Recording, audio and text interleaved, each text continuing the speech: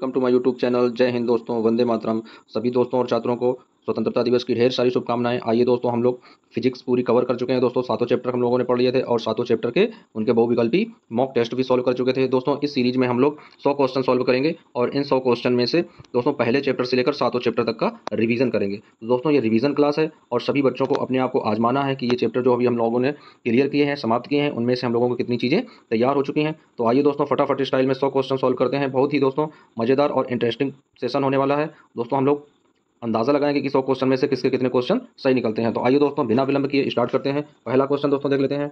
दिया गया है मोटर कार के हेडलाइट में किसका प्रयोग होता है।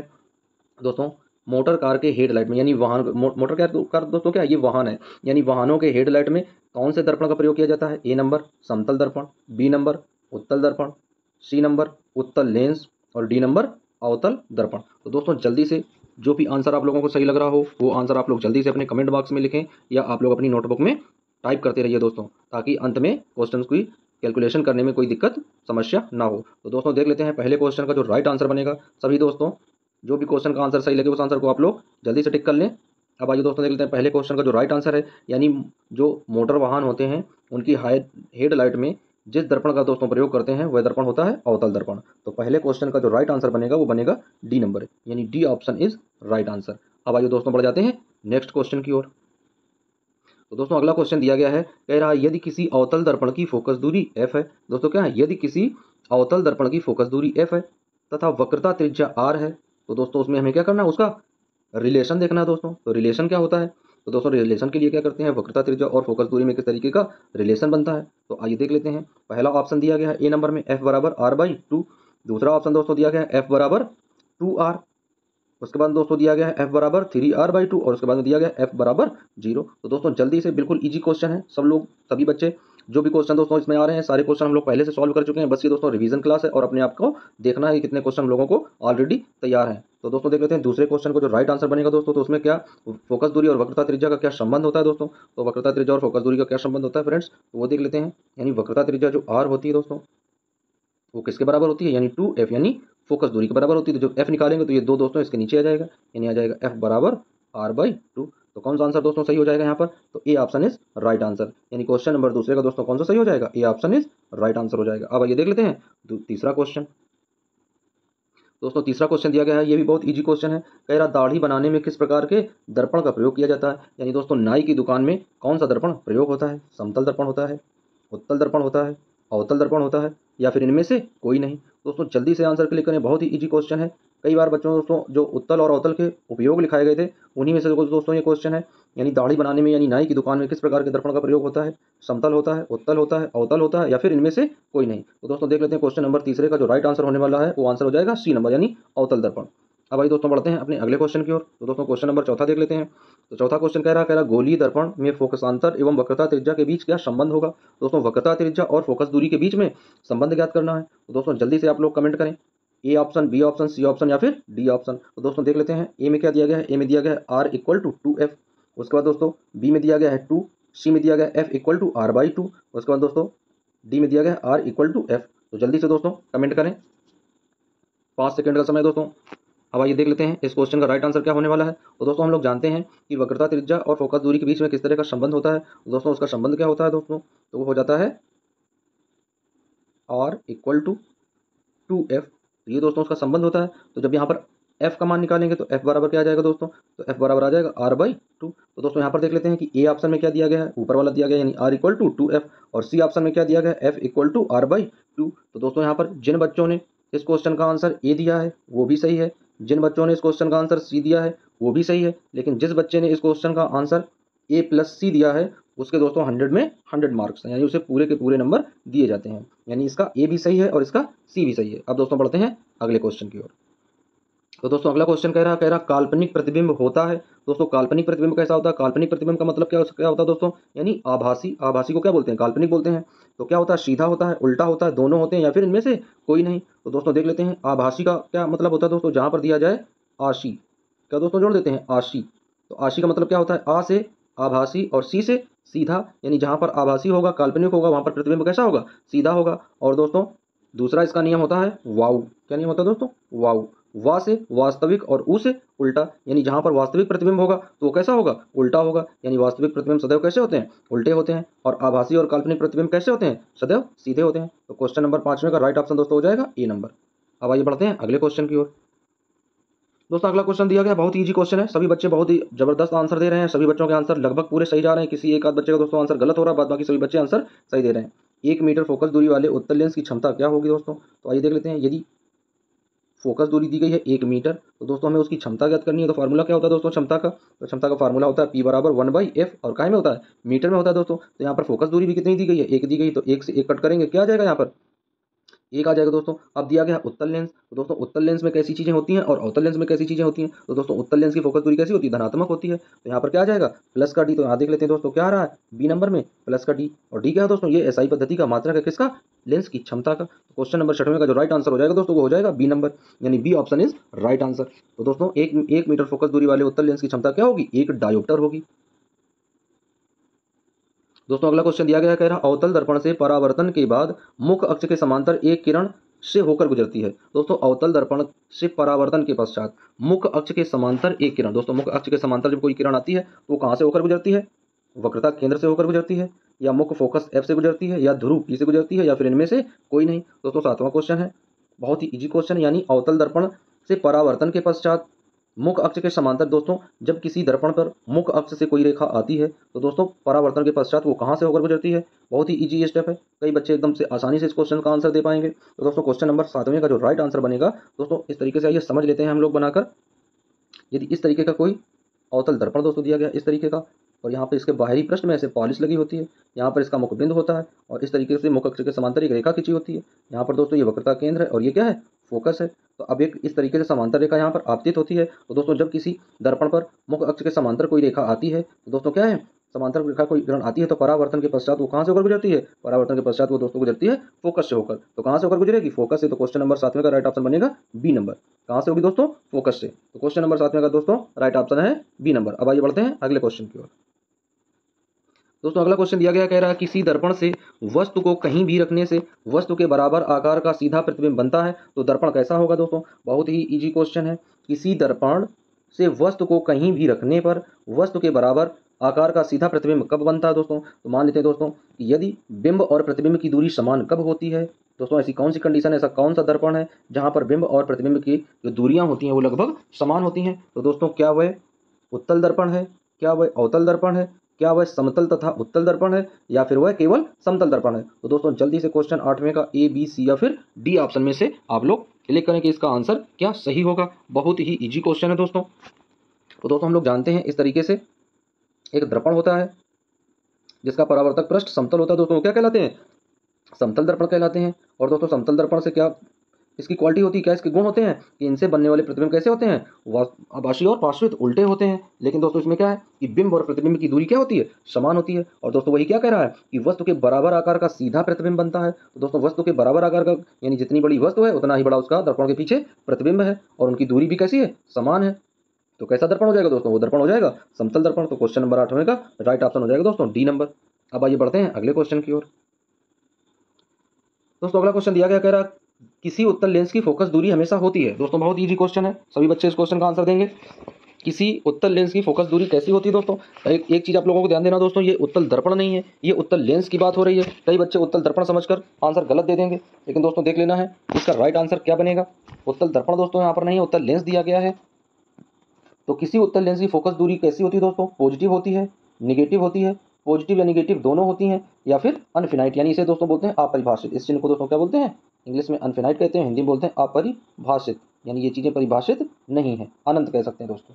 तो किसी उत्तल लेंस की फोकस दूरी दोस्तों क्या होती है, तो किसी उत्तल लेंस की जो फोकस दूरी है वो सदैव कैसी होती है, वो सदैव दोस्तों होती है पॉजिटिव। तो कई बच्चे आंसर बिल्कुल एकदम से क्लियर दे चुके हैं। क्वेश्चन नंबर 9 का राइट ऑप्शन हो जाएगा ए नंबर। अब आइए बढ़ते हैं अगले क्वेश्चन की ओर।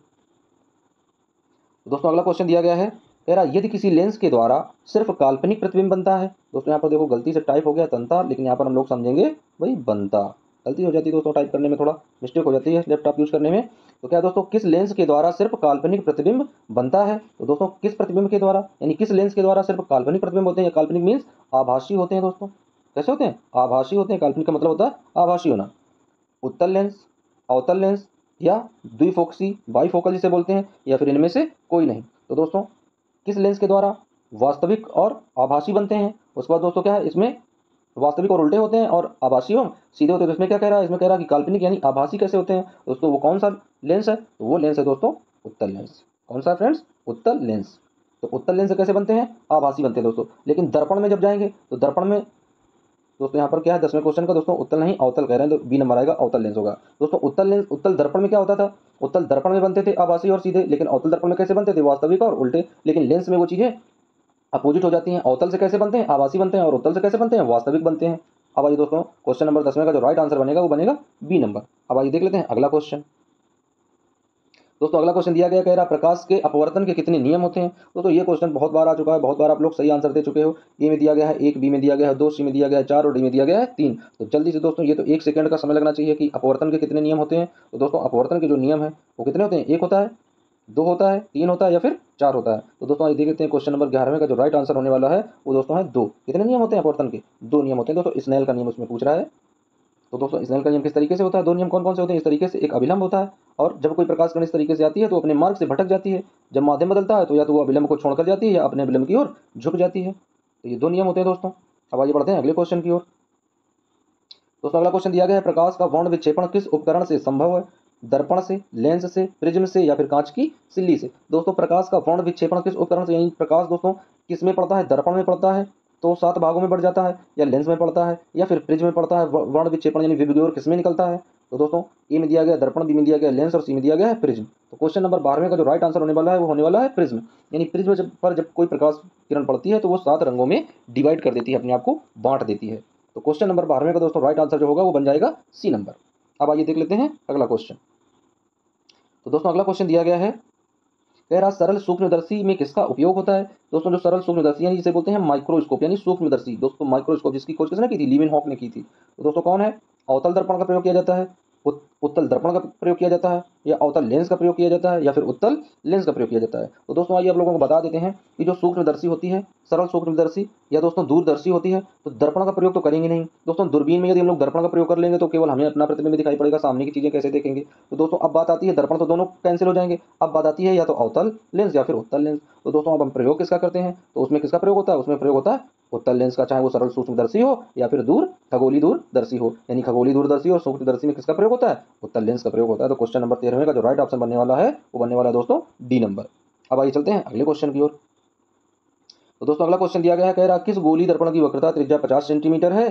तो किसी गोली दर्पण की वक्रता त्रिज्या जो है वो 50 सेंटीमीटर है, तो उसकी फोकस दूरी ज्ञात कीजिए। अब भाई दोस्तों इस क्वेश्चन को तो आप लोग सॉल्व करोगे, बहुत ही इजी क्वेश्चन है, और इस क्वेश्चन का आंसर हम आप लोगों से कमेंट बॉक्स में लेंगे कि इस क्वेश्चन का आंसर आप लोगों को कहाँ देना है, कमेंट करके बताना है कि इस क्वेश्चन का राइट आंसर क्या होगा। तो दोस्तों ये क्वेश्चन आप लोग बिल्कुल आसान क्वेश्चन है, आसानी से सॉल्व कर लोगे कि किसी गोली दर्पण की यदि वक्रता त्रिज्या 50 सेंटीमीटर है तो उसकी फोकस दूरी क्या होगी। दोस्तों हम लोगों को यदि इसका संबंध पता होगा वक्रता त्रिज्या और फोकस दूरी का, तो ये चीजें आसानी से ज्ञात कर पाएंगे। दोस्तों सभी बच्चे जानते हैं ए सही होगा, बी सही होगा, सी सही होगा या फिर डी सही होगा। दोस्तों कमेंट में बताइएगा इस क्वेश्चन का आंसर। आइए बढ़ते हैं अगले क्वेश्चन की ओर। दोस्तों अगला क्वेश्चन दिया गया, कह रहा 1 मीटर फोकस दूरी वाले उत्तल लेंस की क्षमता क्या होगी। दोस्तों इस क्वेश्चन को हम लोग पीछे सॉल्व कर चुके हैं कि 1 मीटर फोकस दूरी वाले उत्तल लेंस की क्षमता क्या होगी, और वही क्वेश्चन दोस्तों दोबारा से रिवीजन हो गया। तो इस क्वेश्चन का भी आंसर आप लोग कमेंट में बताएंगे, कमेंट करके बताएंगे इस क्वेश्चन का राइट आंसर क्या होगा। हालांकि कई बच्चे इस क्वेश्चन का राइट आंसर दे भी चुके हैं, जो बच्चे थोड़ा फास्ट है टाइप करने में। अब आइए देख लेते हैं अगला क्वेश्चन। दोस्तों अगला क्वेश्चन क्या है, कह रहा किस दर्पण से वस्तु का बड़ा प्रतिबिंब बनता है। कैसा दोस्तों, किस दर्पण से वस्तु का बड़ा प्रतिबिंब बनता है। क्या वह दर्पण समतल है, क्या वह अवतल है, क्या वह उत्तल है, या फिर इनमें से कोई नहीं। तो दोस्तों समतल दर्पण से तो हम लोग जानते हैं प्रतिबिंब कैसे होते हैं, बिंब के समान होते हैं, और इनकी स्थिति क्या होती है, यानी दर्पण से जितनी दूरी पर प्रतिबिंब होता है उतनी दूरी पर बिंब होता है। उत्तल दर्पण से छोटे बनते हैं। तो दोस्तों बड़े किससे बनेंगे, भाई बड़े बनेंगे अवतल से। अब यही केवल एक ऑप्शन बचता है, तो क्वेश्चन नंबर 16 का जो राइट ऑप्शन हो जाएगा वो हो जाएगा बी नंबर। अब आइए बढ़ते हैं अगले क्वेश्चन की ओर। तो दोस्तों अगला क्वेश्चन दिया गया है, ये भी बहुत इंपॉर्टेंट क्वेश्चन है, कह रहा है प्रकाश का वेग न्यूनतम होगा। तो दोस्तों प्रकाश का वेग न्यूनतम कहाँ होगा, निर्वात में होगा, जल में होगा, वायु में होगा, या फिर कांच में होगा। तो दोस्तों प्रकाश का वेग हम लोग निकालते कैसे हैं भाई, तो प्रकाश का वेग निकालने के लिए क्या करते हैं, फार्मूला क्या होता है, n बराबर c/v। और दोस्तों अब हमें v ज्ञात करना है। ये v क्या है, ये माध्यम में प्रकाश की चाल होती है, ये निर्वात में प्रकाश की चाल है। तो दोस्तों हम लोग जानते हैं जब हमें n का मान दिया गया, हमें v का मान ज्ञात करना है, तो यहाँ पर दोस्तों v आ जाएगा, तो v बराबर क्या करेंगे, c/v लिख लेंगे। नहीं दोस्तों c/n रखेंगे यहाँ पर, क्योंकि v यहाँ पर आ गया तो v की जगह n आ जाएगा और n की जगह v आ जाएगा फ्रेंड्स। तो अब आइए देख लेते हैं, निर्वात का अपवर्तनांक क्या होता है, 1 होता है, जल का क्या होता है 1.5 थ्री थ्री होता है दोस्तों। वायु का क्या होता है दोस्तों, वायु और निर्वात समान होते हैं, एक होता है। और कांच का क्या होता है, 1.5 होता है। तो दोस्तों सबसे ज्यादा भारी भरकम यानी सबसे ज्यादा अपवर्तनांक किसका होता है, कांच का होता है। तो जब जिसका अपवर्तनांक जितना ज्यादा होगा दोस्तों, तो उस पर प्रकाश की चाल उतनी कम होगी। तो क्वेश्चन नंबर 17 का जो राइट ऑप्शन बनेगा वो बनेगा कांच का। यानी कांच में दोस्तों प्रकाश का वेग जो है वो सबसे न्यूनतम होगा, क्योंकि कांच का अपवर्तनांक अधिक होता है। और दोस्तों किसकी तुलना में अधिक होता है, निर्वात, जल और वायु की तुलना में कांच का जो अपवर्तनांक है वो अधिक होता है। अब आइए बढ़ जाते हैं अगले क्वेश्चन की ओर। तो 17वें क्वेश्चन का जो राइट ऑप्शन बन जाएगा वो बन जाएगा डी नंबर। अब दोस्तों बढ़ते हैं अगले क्वेश्चन की ओर। दोस्तों अगला क्वेश्चन दिया गया है 18वां, कह रहा निम्न में से कौन सा पदार्थ लेंस बनाने के लिए प्रयुक्त नहीं किया जाता है, जल का प्रयोग, कांच का प्रयोग, प्लास्टिक का प्रयोग या फिर मिट्टी का प्रयोग। दोस्तों इस क्वेश्चन को एकदम से धुआं धुआं कर दोगे सभी बच्चों, बिल्कुल एकदम इतना इजी क्वेश्चन है, एकदम से इसको एकदम फुल टॉस मार दो दोस्तों, एकदम से बाउंड्री के बाहर जाए। आइए बढ़ते हैं अगले क्वेश्चन की ओर। दोस्तों अगला क्वेश्चन दिया गया है, कह रहा है 4 डायोप्टर क्षमता वाले, क्या कह रहा है दोस्तों, 4 डायोप्टर क्षमता वाले अवतल लेंस की फोकस दूरी क्या होगी। दोस्तों क्या कह रहा है, 4 डायोप्टर क्षमता वाले अवतल लेंस की फोकस दूरी क्या होगी। तो दोस्तों हम लोग जानते हैं फोकस दूरी किस तरीके से निकालते हैं। तो फार्मूला क्या होता था, P बराबर 1/f। अब दोस्तों हमें यदि f निकालना है तो क्या आ जाएगा, 1/p आ जाएगा दोस्तों। यहाँ पर तो यहाँ पर किस तरीके से फार्मूला लगाएंगे भाई, f का निकालेंगे तो f यहाँ पर आ जाएगा, एक ऊपर आ जाएगा और p नीचे आ जाएगा। अब दोस्तों एक का मतलब क्या है भाई, ये एक का मतलब दोस्तों ये मीटर में क्वांटिटी दी जाती है, और यहाँ पर फोकस दूरी किस में दी गई है, सेंटीमीटर में दी गई है। तो इस मीटर को भी सेंटीमीटर में कन्वर्ट करेंगे तो एक की जगह 100 हो जाएगा और पी की जगह कितना मान है 4 दिया गया, तो 4 आ जाएगा, 4 से कट करेंगे तो भाई आ जाएगा 25 सेंटीमीटर। तो क्वेश्चन नंबर 19 का जो राइट ऑप्शन बनेगा वो बन जाएगा बी नंबर, यानी 25 सेंटीमीटर। तो यानी 4 डायोप्टर क्षमता वाले अवतल लेंस की फोकस दूरी कितनी हो जाएगी, 25 सेंटीमीटर हो जाएगी। अब बढ़ते हैं अगले क्वेश्चन की ओर।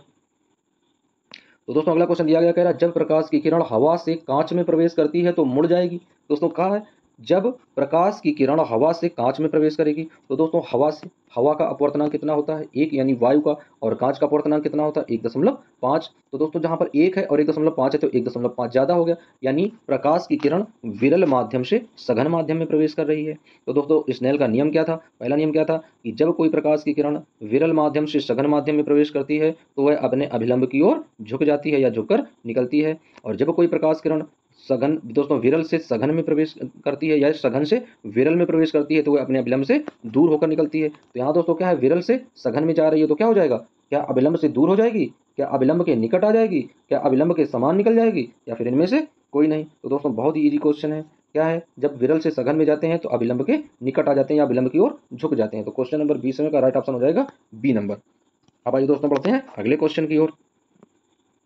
तो दोस्तों अगला क्वेश्चन दिया गया है, ये क्वेश्चन उससे भी ज्यादा जबरदस्त है। कह रहा कि आकाश का रंग नीला प्रतीत होता है। तो दोस्तों आकाश का जो रंग है वो नीला क्यों प्रतीत होता है, प्रकाश के परावर्तन के कारण, या प्रकाश के प्रकीर्णन के कारण, या प्रकाश के अपवर्तन के कारण, या फिर इनमें से कोई नहीं। तो दोस्तों जल्दी से आप लोग आंसर क्लिक करके बताएं कि इसका राइट आंसर क्या होने वाला है। क्या प्रकाश का परावर्तन होगा, या प्रकाश का प्रकीर्णन होगा, या प्रकाश का अपवर्तन होगा। तो दोस्तों आकाश का जो रंग नीला है वो हमें किस वजह से दिखाई पड़ता है, वो कारण है दोस्तों प्रकाश का प्रकीर्णन। तो क्वेश्चन नंबर पहले का जो राइट ऑप्शन होगा वो हो जाएगा बी नंबर। अब आइए बढ़ते हैं अगले क्वेश्चन की ओर।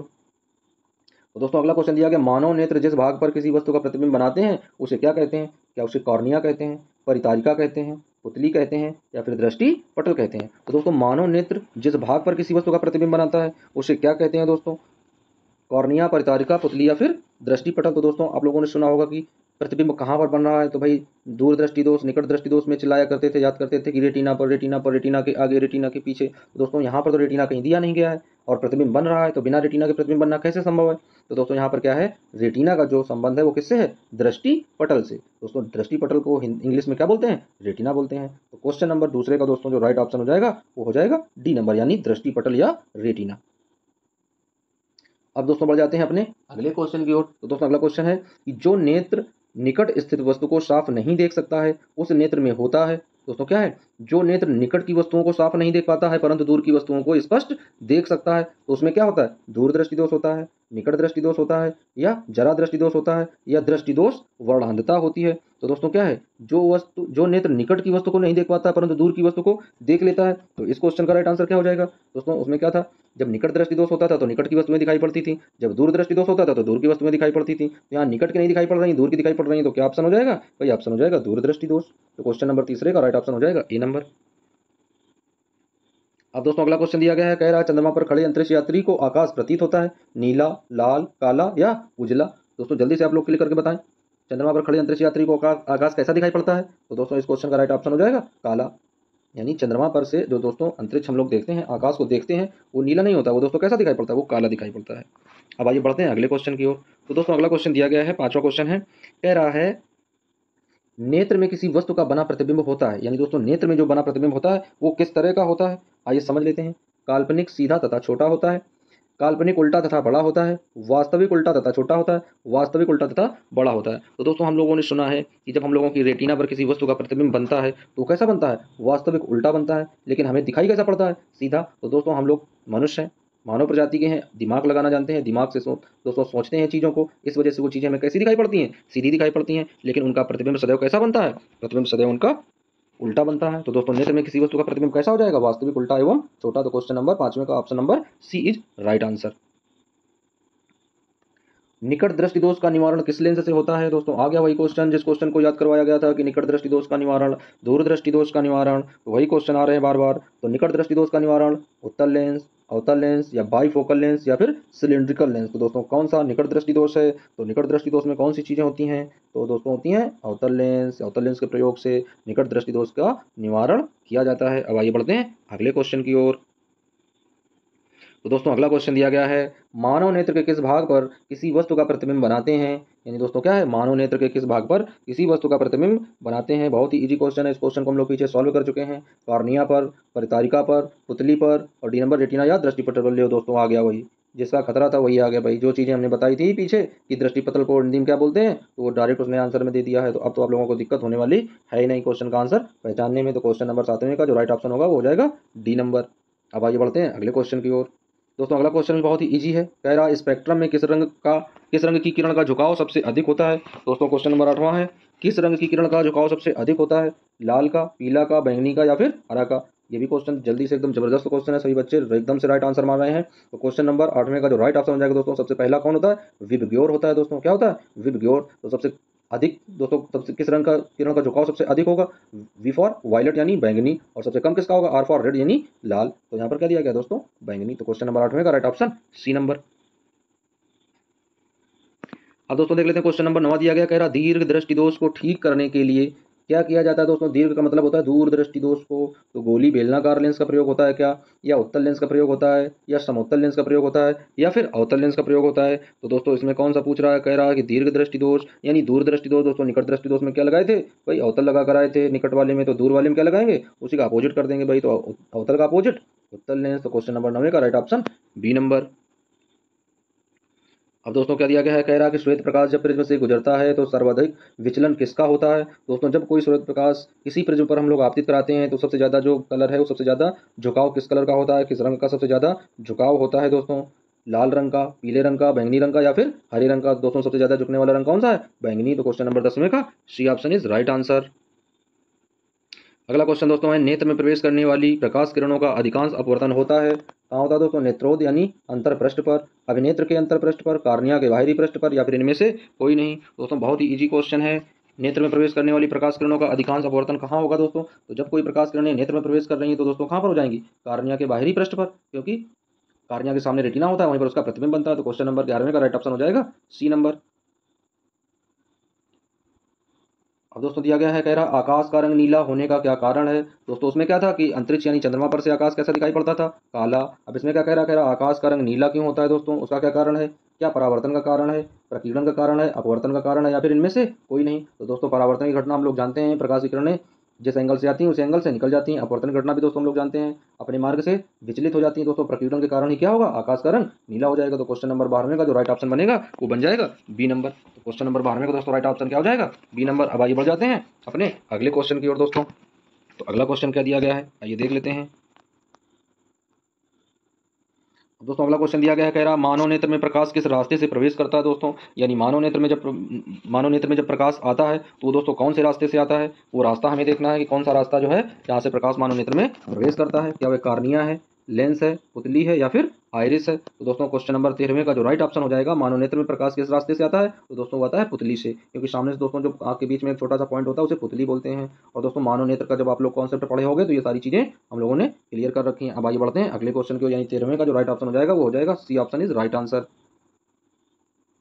दोस्तों 14वां क्वेश्चन दिया गया है, कह रहा कैमरे की तरह नेत्र में प्रवेश करते प्रकाश के परिमाण को नियंत्रित करता है। दोस्तों कैमरे की तरह नेत्र में जब प्रवेश करता है प्रकाश तो उसे नियंत्रित कौन करता है, कार्निया करता है, लेंस करता है, आइरिस करता है या फिर पुतली करती है। तो दोस्तों जल्दी से इस क्वेश्चन का आंसर देने का प्रयास करें।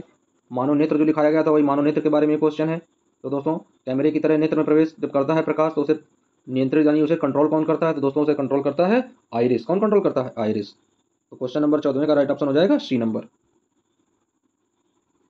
दोस्तों अगला क्वेश्चन दिया गया, कह रहा किस दृष्टि दोष को अवतल और उत्तल दोनों लेंसों से बने द्विफोकसी लेंस के द्वारा संशोधित किया जाता है, यानी संशोधित मीन्स दोस्तों उसका निवारण किया जाता है। यानी ऐसा कौन सा दोष है जिसमें द्विफोकसी लेंस का प्रयोग किया जाता है। अब इससे ज्यादा आसान क्वेश्चन तो आप लोगों को मिलने वाला है नहीं। निकट दृष्टि दोष है, जरा दूर दृष्टि दोष है, या दीर्घ दृष्टि दोष है, या फिर वो मोतियाबिंद है। और जो बच्चे मोतियाबिंद का ऑप्शन लगा रहे हैं वो अपने आप को सही ना समझे, मोतियाबिंद बिल्कुल गलत ऑप्शन है।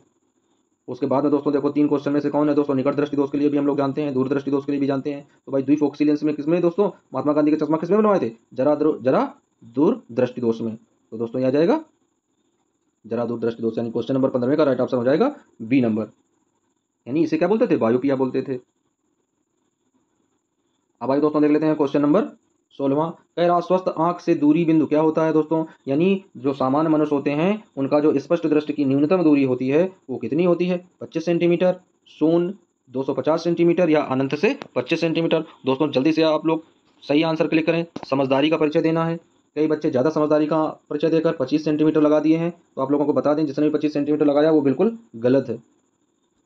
25 सेंटीमीटर शून्य है, 250 सेंटीमीटर है या अनंत से 25 सेंटीमीटर है। तो दोस्तों एक स्वस्थ मनुष्य की आंख की जो दूरी का बिंदु होता है दोस्तों, तो स्वस्थ मनुष्य जो होता है उसकी फोकस दूरी क्या होती है, अनंत होती है। और दोस्तों जो स्पष्ट दृष्टि की न्यूनतम दूरी होती है वो 25 सेंटीमीटर होती है। तो ऑप्शन क्या हो जाएगा, अनंत से 25 सेंटीमीटर की दूरी पर, यानी क्वेश्चन नंबर 16 का जो राइट ऑप्शन बनेगा वो बन जाएगा D number is right answer. अब आइए बढ़ते हैं अगले क्वेश्चन की ओर।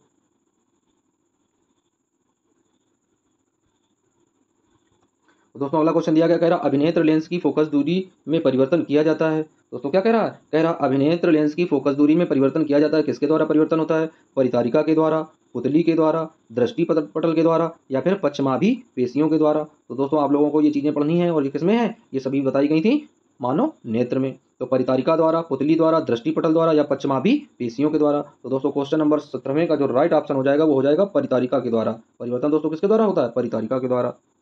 अब आइए बढ़ जाते हैं अगले क्वेश्चन की ओर। तो दोस्तों अगला क्वेश्चन दिया गया, कह रहा मानव नेत्र अभिनेत्र लेंस की फोकस दूरी समायोजित कर विभिन्न दूरियों पर रखी वस्तुओं को फोकसित कर सकता है। ऐसा हो पाना संभव होता है। दोस्तों फोकसित करता है यानी समायोजित करता है, किसे समायोजित करता है, फोकस दूरी को समायोजित करता है, वह क्या कहलाता है, जरा दूरदृष्टि दोष कहलाता है, या समंजन क्षमता कहलाता है, या निकट दृष्टि दोष कहलाता है, या दीर्घ दृष्टि दोष कहलाता है। तो सभी बच्चे समझदार हैं, समझदारी का परिचय दे रहे हैं और वो बिल्कुल एकदम से राइट आंसर इसका देंगे। तो दोस्तों क्वेश्चन नंबर 18 का जो राइट ऑप्शन आप लोगों ने दिया है तो वो हो जाएगा क्या, समंजन क्षमता। क्वेश्चन नंबर 18 का राइट ऑप्शन हो जाएगा दोस्तों बी नंबर, यानी समंजन क्षमता के द्वारा वो क्या करते हैं, फोकस दूरी को समायोजित कर लेते हैं। तो अब आगे बढ़ते हैं अगले क्वेश्चन की ओर।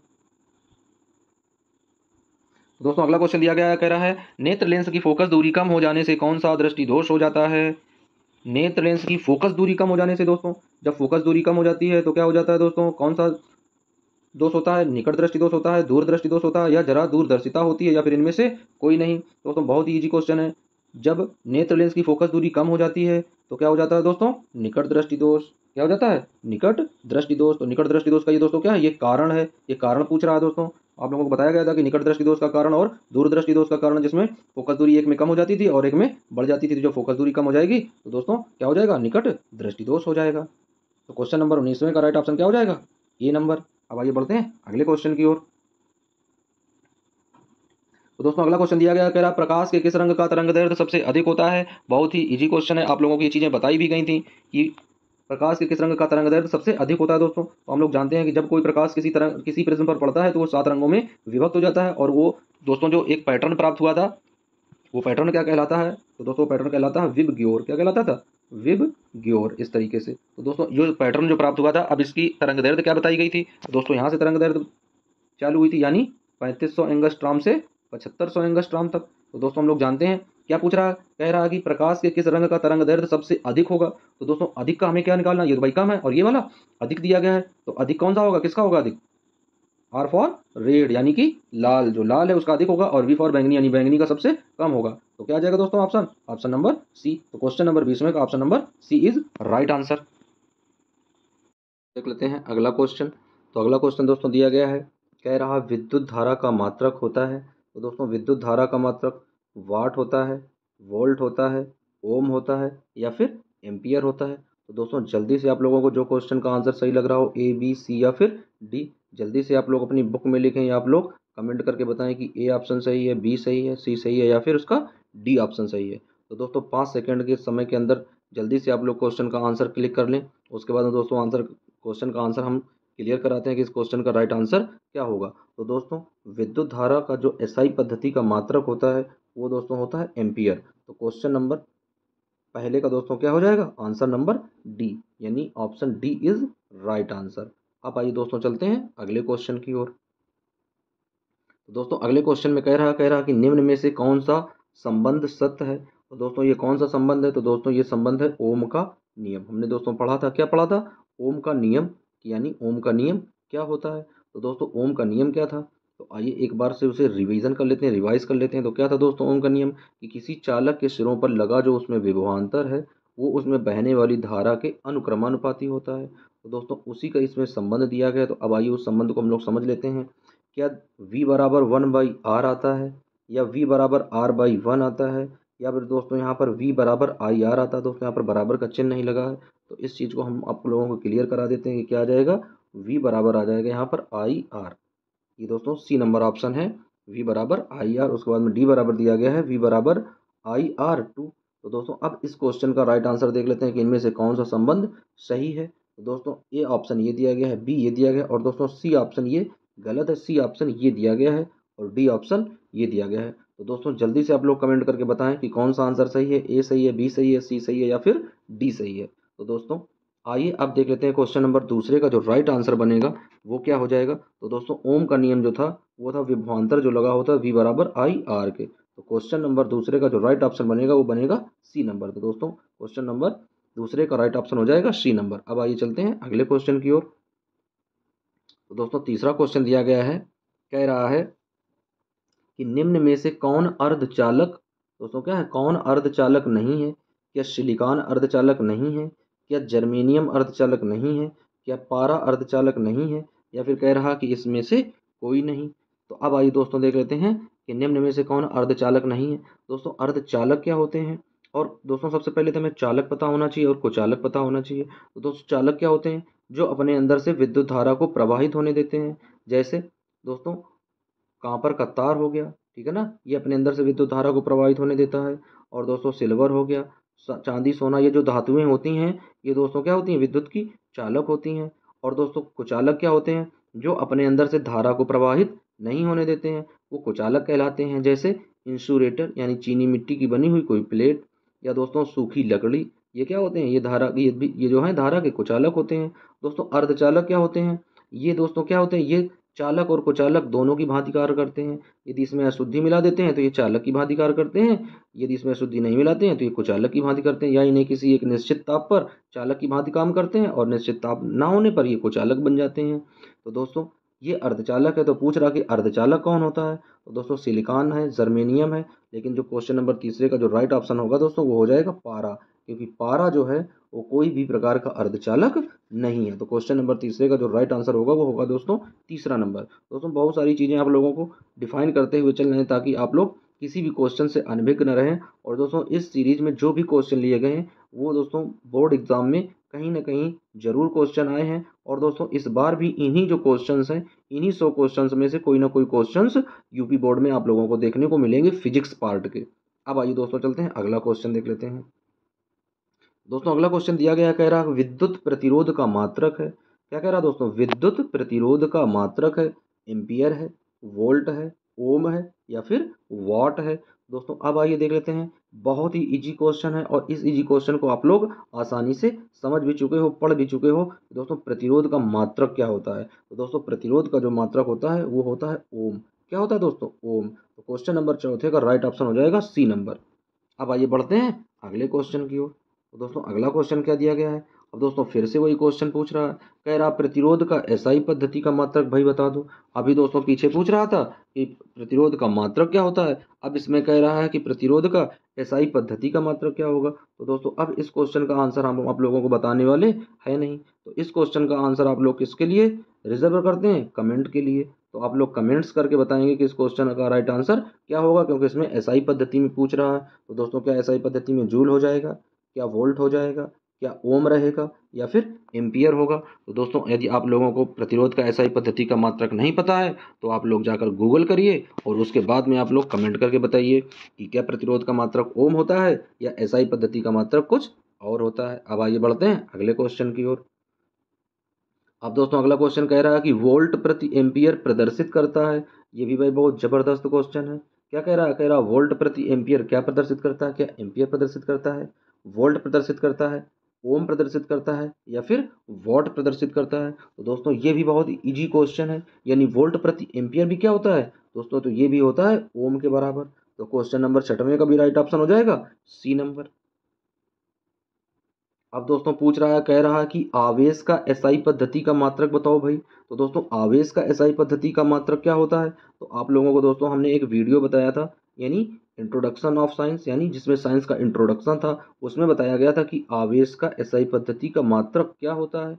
और दोस्तों जैसे कोई इलेक्ट्रॉन होता है तो इलेक्ट्रॉन पर जो आवेश होता है तो जो उसके बाद में लिखा होता है वही क्या होता है, उसका मात्रक होता है। तो दोस्तों अब हम आप लोगों को ये चीज़ इस क्वेश्चन का आंसर बताने वाले हैं नहीं, क्योंकि आप लोगों को हमने हिंट्स दे दी है कि जो इलेक्ट्रॉन का आवेश लिखा होता है उसी के बाद में जो चीज़ लिखी होती है वही उसकी क्या होती है, एसआई पद्धति की मात्रक होती है। दोस्तों आवेश वोल्ट है, ओम है, जूल है, या फिर कूलाम है। तो क्वेश्चन नंबर 7वें का आंसर आप लोग कहाँ करेंगे, कमेंट बॉक्स में करके बताएंगे कि इस क्वेश्चन का राइट आंसर क्या होगा। अब दोस्तों अगला क्वेश्चन कह रहा है, कह रहा निम्न में से कौन सा पद विद्युत परिपथ में विद्युत शक्ति को निरूपित करता है। दोस्तों क्या कह रहा है, कौन सा जो है वो विद्युत शक्ति को निरूपित करता है। तो दोस्तों हमें सबसे पहले क्या पता होना चाहिए भाई, हमें सबसे पहले ये पता होना चाहिए कि उस शक्ति का फार्मूला क्या होता है। तो दोस्तों शक्ति का फार्मूला क्या होता है, पी बराबर पी मतलब पावर, पावरफुल मीन शक्ति, पी बराबर पावर होता है दोस्तों। और इसका फार्मूला क्या होता था, वी इंटू आई। क्या होता था दोस्तों, पी बराबर क्या था, वी आई। अब दोस्तों वी बराबर क्या होता है, तो हम लोग पढ़ चुके हैं ओम के नियम में, वी बराबर क्या होता है, आई आर। तो दोस्तों यहाँ पर जब वी का मान रखेंगे तो क्या आ जाएगा, यहाँ पर आई आर आ जाएगा। तो ये रख कर देख लेते हैं क्या आ जाएगा, आई आर और इंटू आई। अब दोस्तों ये आई आई मिलकर क्या हो गए, दो आई हो गए, तो क्या आ जाएगा आई स्क्वायर। तो देख लेते हैं कहीं पर क्या आई स्क्वायर आर लिखा है दोस्तों, ये लिखा है तो वही सही है। तो दोस्तों ये क्या लिखा है, ये लिखा है आई स्क्वायर आर, ये लिखा है आई आर स्क्वायर, ये लिखा है वी स्क्वायर आई, और ये लिखा है वी आई स्क्वायर। दोस्तों अब आप लोगों को इस क्वेश्चन का आंसर समझने में कोई देर या कोई भूल नहीं करनी चाहिए। तो क्वेश्चन नंबर 8वें का राइट आंसर क्या मिल जाएगा, आई स्क्वायर आर। तो क्वेश्चन नंबर 8वें का राइट ऑप्शन हो जाएगा ए नंबर। अब आइए चलते हैं अगला क्वेश्चन दोस्तों देख लेते हैं। तो दोस्तों अगला क्वेश्चन कह रहा है, कह रहा 1 ओम, 2 ओम और 3 ओम के तीन प्रतिरोधों को श्रेणी क्रम में जोड़ने पर समतुल्य प्रतिरोध क्या होगा। तो दोस्तों जल्दी से आप लोग कमेंट करें इस क्वेश्चन का आंसर। आप लोगों को इस क्वेश्चन के लिए 10 सेकेंड का समय है, यानी 1 ओम, 2 ओम और 3 ओम के प्रतिरोधों को श्रेणी क्रम में जोड़ने के लिए उस परिपथ का तुल्य प्रतिरोध क्या होगा, क्या 1 ओम होगा, क्या 2 ओम होगा, क्या 3 ओम होगा, या फिर 6 ओम होगा। तो अब आइए दोस्तों देख लेते हैं क्वेश्चन नंबर 9 का जो राइट ऑप्शन बन रहा है। तो दोस्तों श्रेणी क्रम में जोड़ना है, तो श्रेणी क्रम में किस तरीके से जोड़ते थे, तो दोस्तों श्रेणी क्रम के लिए फार्मूला क्या होता था, आर बराबर R1 प्लस R2 और प्लस R3।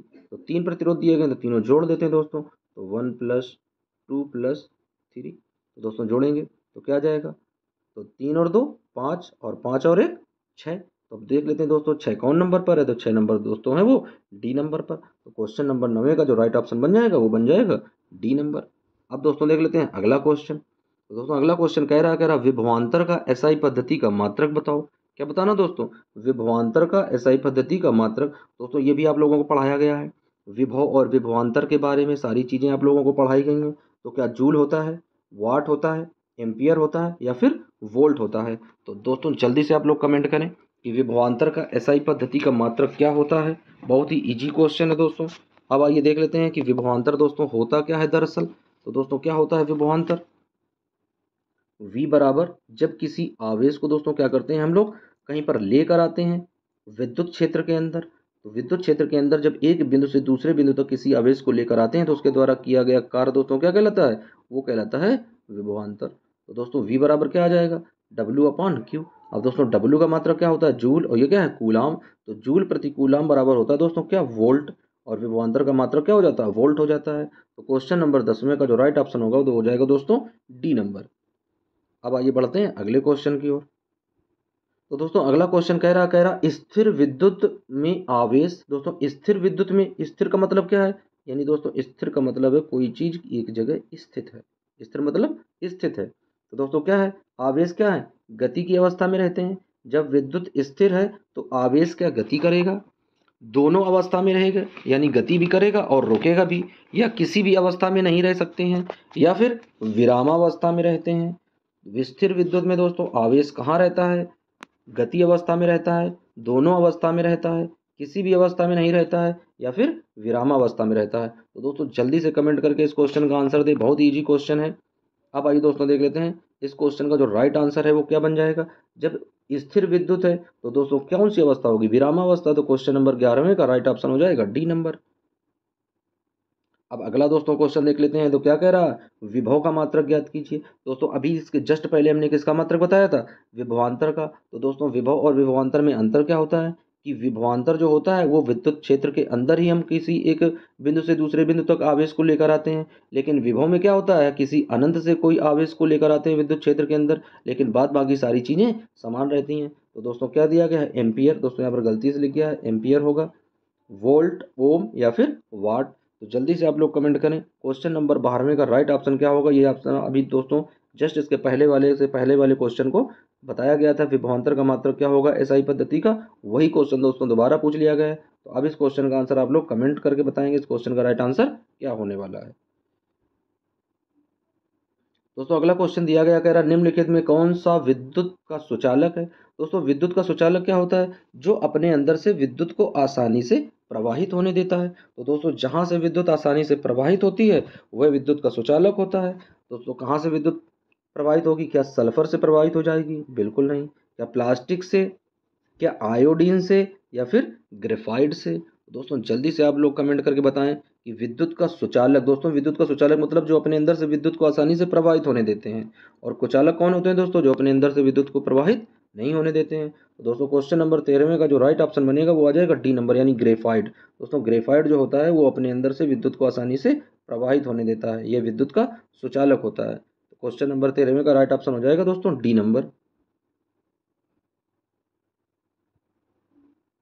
अब दोस्तों क्वेश्चन बन रहा है, कह रहा है कि विद्युत, क्या कह रहा है दोस्तों, धारा विद्युत में आवेश रहते हैं। अब दोस्तों धारा विद्युत क्या है, यानी इसमें आवेश जो है धारा हो रही है, यानी धारा प्रवाहित होती है। तो दोस्तों धारा प्रवाहित में आवेश किस तरीके से होते हैं ये क्वेश्चन पूछ रहा है। तो दोस्तों कैसे होते हैं, क्या विराम अवस्था में होते हैं, किसी भी अवस्था में रह सकते हैं, या गति अवस्था में रह सकते हैं, या फिर इनमें से कोई नहीं। तो दोस्तों इसका जस्ट अपोजिट एक क्वेश्चन हम लोग पीछे कर चुके थे, उसमें क्या था, उसमें था स्थिर विद्युत के लिए। तो उसमें दोस्तों स्थिर विद्युत के लिए क्या आवेश कैसे रहते थे, और इसमें दोस्तों पूछ रहा धारा विद्युत के लिए, यानी धारा का मतलब होता है आवेश का बहना। क्या होता है दोस्तों, आवेश का बहना। तो अब इस क्वेश्चन का आंसर क्या हो जाएगा, विराम अवस्था में, या किसी भी अवस्था में, या फिर गति अवस्था में। तो दोस्तों क्वेश्चन नंबर 14वें का जो राइट ऑप्शन हो जाएगा वो हो जाएगा सी नंबर, यानी गति मीन्स बहना या चलना। अब दोस्तों अगला क्वेश्चन है, कह रहा 100 वाट और 220 वोल्ट के विद्युत बल्ब के तंतु का प्रतिरोध क्या होगा। दोस्तों क्या दिया गया, 100 वाट दिया गया, यानी ये पावर दी गई है दोस्तों। तो पावर के लिए क्या होता है, P बराबर वी आई। फार्मूला क्या होता है दोस्तों, P बराबर वी आई, और V का मान क्या दिया गया है, 220 वोल्ट। तो हमें दोस्तों क्या निकालना है, I निकालना है। तो अब तो I आसानी से हम लोग निकाल सकते हैं, बिल्कुल भाई आसानी से निकाल सकते हैं। तो यहाँ से I निकाल लेंगे और उसके बाद में क्या करेंगे, प्रतिरोध ज्ञात कर लेंगे दोस्तों। तो प्रतिरोध का मान आ जाएगा। तो प्रतिरोध दोस्तों ज्ञात करने के लिए कौन सा फार्मूला लगा देंगे, यानी V बराबर आई आर। तो दोस्तों यहाँ से I निकालेंगे, उसके बाद में I का मान यहाँ रखेंगे, V का मान तो दिया गया है, तो R का मान आ जाएगा। तो अब इस क्वेश्चन को दोस्तों आप लोग पेन कापी लेकर बैठें और इस क्वेश्चन को सॉल्व करें कि इस क्वेश्चन का आंसर क्या आएगा। तो उसके बाद में दोस्तों हम लोग बढ़ते हैं आगे। जब तक आप लोग इस क्वेश्चन को सॉल्व करें, इस क्वेश्चन के लिए आप लोगों के लिए 15 सेकंड का समय है फ्रेंड्स, उसके बाद में आगे बढ़ते हैं। तो अब आइए देख लेते हैं फ्रेंड्स इस क्वेश्चन का आंसर। आप लोग मैच कर लो इस क्वेश्चन का राइट आंसर क्या होने वाला है, उसके बाद में हम लोग आगे बढ़ते हैं। तो दोस्तों इस क्वेश्चन का राइट आंसर देख लेते हैं कि इस क्वेश्चन का राइट आंसर क्या होगा। तो दोस्तों कह रहा है कि 100 वाट और 220 वोल्ट के विद्युत बल्ब के तंतु का प्रतिरोध क्या होगा। तो दोस्तों उसका जो प्रतिरोध है वो हो जाएगा 484 ओम। कितना हो जाएगा दोस्तों?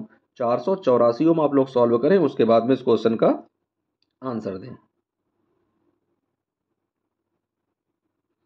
अब दोस्तों कह रहा है कि विद्युत बल्ब का तंतु किस धातु का बना होता है।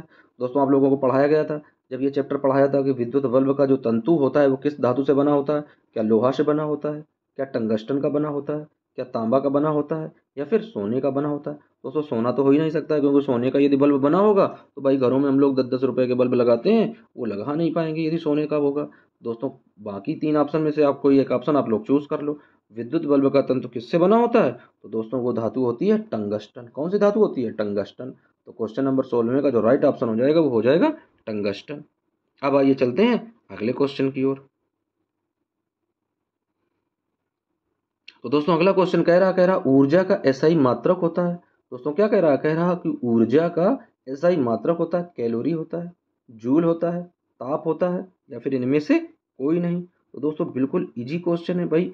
ऊर्जा के जहां मात्रक की बात आ जाए एसआई पद्धति के, तो दोस्तों एसआई पद्धति का मात्रक हो ऊर्जा का, तो फिर हम एक डायरेक्ट किस में जाएंगे दोस्तों? जाएंगे हम लोग जूल के साथ। किसके साथ जाएंगे दोस्तों? जूल के साथ। तो ऊर्जा का एसआई पद्धति का मात्रक क्या हो जाएगा? जूल हो जाएगा। दोस्तों कार्य का भी एसआई पद्धति का मात्रक जूल होता है।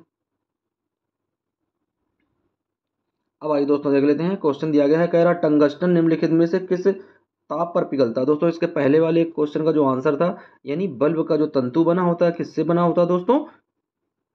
टंगस्टन धातु का। अब दोस्तों इसमें कह रहा है कि टंगस्टन धातु जो है वो निम्नलिखित में से किस ताप पर पिघल जाती है, यानी बल्ब जो है वो किस ताप पर फ्यूज हो जाता है, यानी टेम्परेचर कितना हो जाता है जब जो हमारा जो घरों का बल्ब है दोस्तों जब वो फ्यूज हो जाता है। तो दोस्तों क्या 2500 डिग्री सेल्सियस पर फ्यूज होता है, 3000 डिग्री सेल्सियस पर फ्यूज होता है, या फिर 3500 डिग्री सेल्सियस पर फ्यूज होता है, या 4000 डिग्री सेल्सियस पर फ्यूज होता है। तो दोस्तों जैसे ही विद्युत जैसे बढ़ता है दोस्तों, जैसे ही बिजली जो है ज़्यादा तेज़ी से आ जाती है, उसका उसकी जो धारा है, जो वोल्टता है वो ज़्यादा बढ़ जाती है। और वो कितनी हो जाती है? जब वो बढ़कर हो जाती है 3500, कितनी हो जाती है दोस्तों? 3500 डिग्री सेल्सियस टेम्परेचर हो जाता है, तब वो टंगस्टन धातु जो है वो क्या होता है? पिघल जाता है, और बल्ब जो है वो फ्यूज हो जाता है। तो क्वेश्चन नंबर 18 का दोस्तों जो राइट ऑप्शन होगा वो हो जाएगा सी नंबर। अब दोस्तों फिर से वही पूछ रहा है, कह रहा कि ओम का नियम है। तो दोस्तों ओम का नियम अभी हम लोग पीछे पढ़ चुके हैं कि क्या V बराबर आई आर होता है, या V बराबर आर होता है, या V बराबर आई होता है, या V बराबर आई प्लस आर होता है। दोस्तों क्वेश्चन नंबर 19 का आप लोग का आंसर कमेंट करके बताएंगे। बहुत ईजी क्वेश्चन है, हम लोग इसे पढ़ चुके हैं, इस वजह से इस क्वेश्चन का आंसर भी कमेंट के लिए रिजर्व छोड़ते हैं दोस्तों। अब आइए देख लेते हैं अगला क्वेश्चन। दोस्तों अगला क्वेश्चन दिया गया, कह रहा 1 किलोवाट घंटा का व्यवहारिक मात्रक क्या है। दोस्तों 1 किलोवाट घंटा का व्यवहारिक मात्रक क्या है? दोस्तों हम लोगों के घर में जो मीटर लगे होते हैं उन मीटरों में किस तरीके से देखी जाती है दोस्तों? कैसे उन मीटरों में हम लोग बिजली देखते हैं कि हम एक महीने में कितनी चीज़ें चल चुकी हैं। तो दोस्तों किलोवाट घंटा का व्यवहारिक मात्रक क्या है? यूनिट है, वाट है, वाट घंटा है, या फिर जूल प्रति घंटा है। तो दोस्तों आप लोगों के घर में, सबके घर में कनेक्शन होगा, और दोस्तों कनेक्शन होगा तो सभी के घरों के बाहर में क्या लगे होंगे? मीटर लगे होंगे। और दोस्तों अगर घरों के बाहर मीटर लगे होंगे तो हर महीने विद्युत कर्मी आकर उसकी रीडिंग लेता है दोस्तों, और क्या करता है? बिल निकालता है। तो दोस्तों रीडिंग किस में ली जाती है? क्या बताता है दोस्तों? कि ये मीटर जो है कितने यूनिट चल चुका है। क्या कहता है? कितने यूनिट चल चुका है। तो किलोवाट घंटा का जो व्यवहारिक मात्रक है दोस्तों वो क्या है? यूनिट है। तो क्वेश्चन नंबर 20 का जो राइट ऑप्शन हो जाएगा वो हो जाएगा ए नंबर, यानी यूनिट। अब आइए देख लेते हैं अगला क्वेश्चन।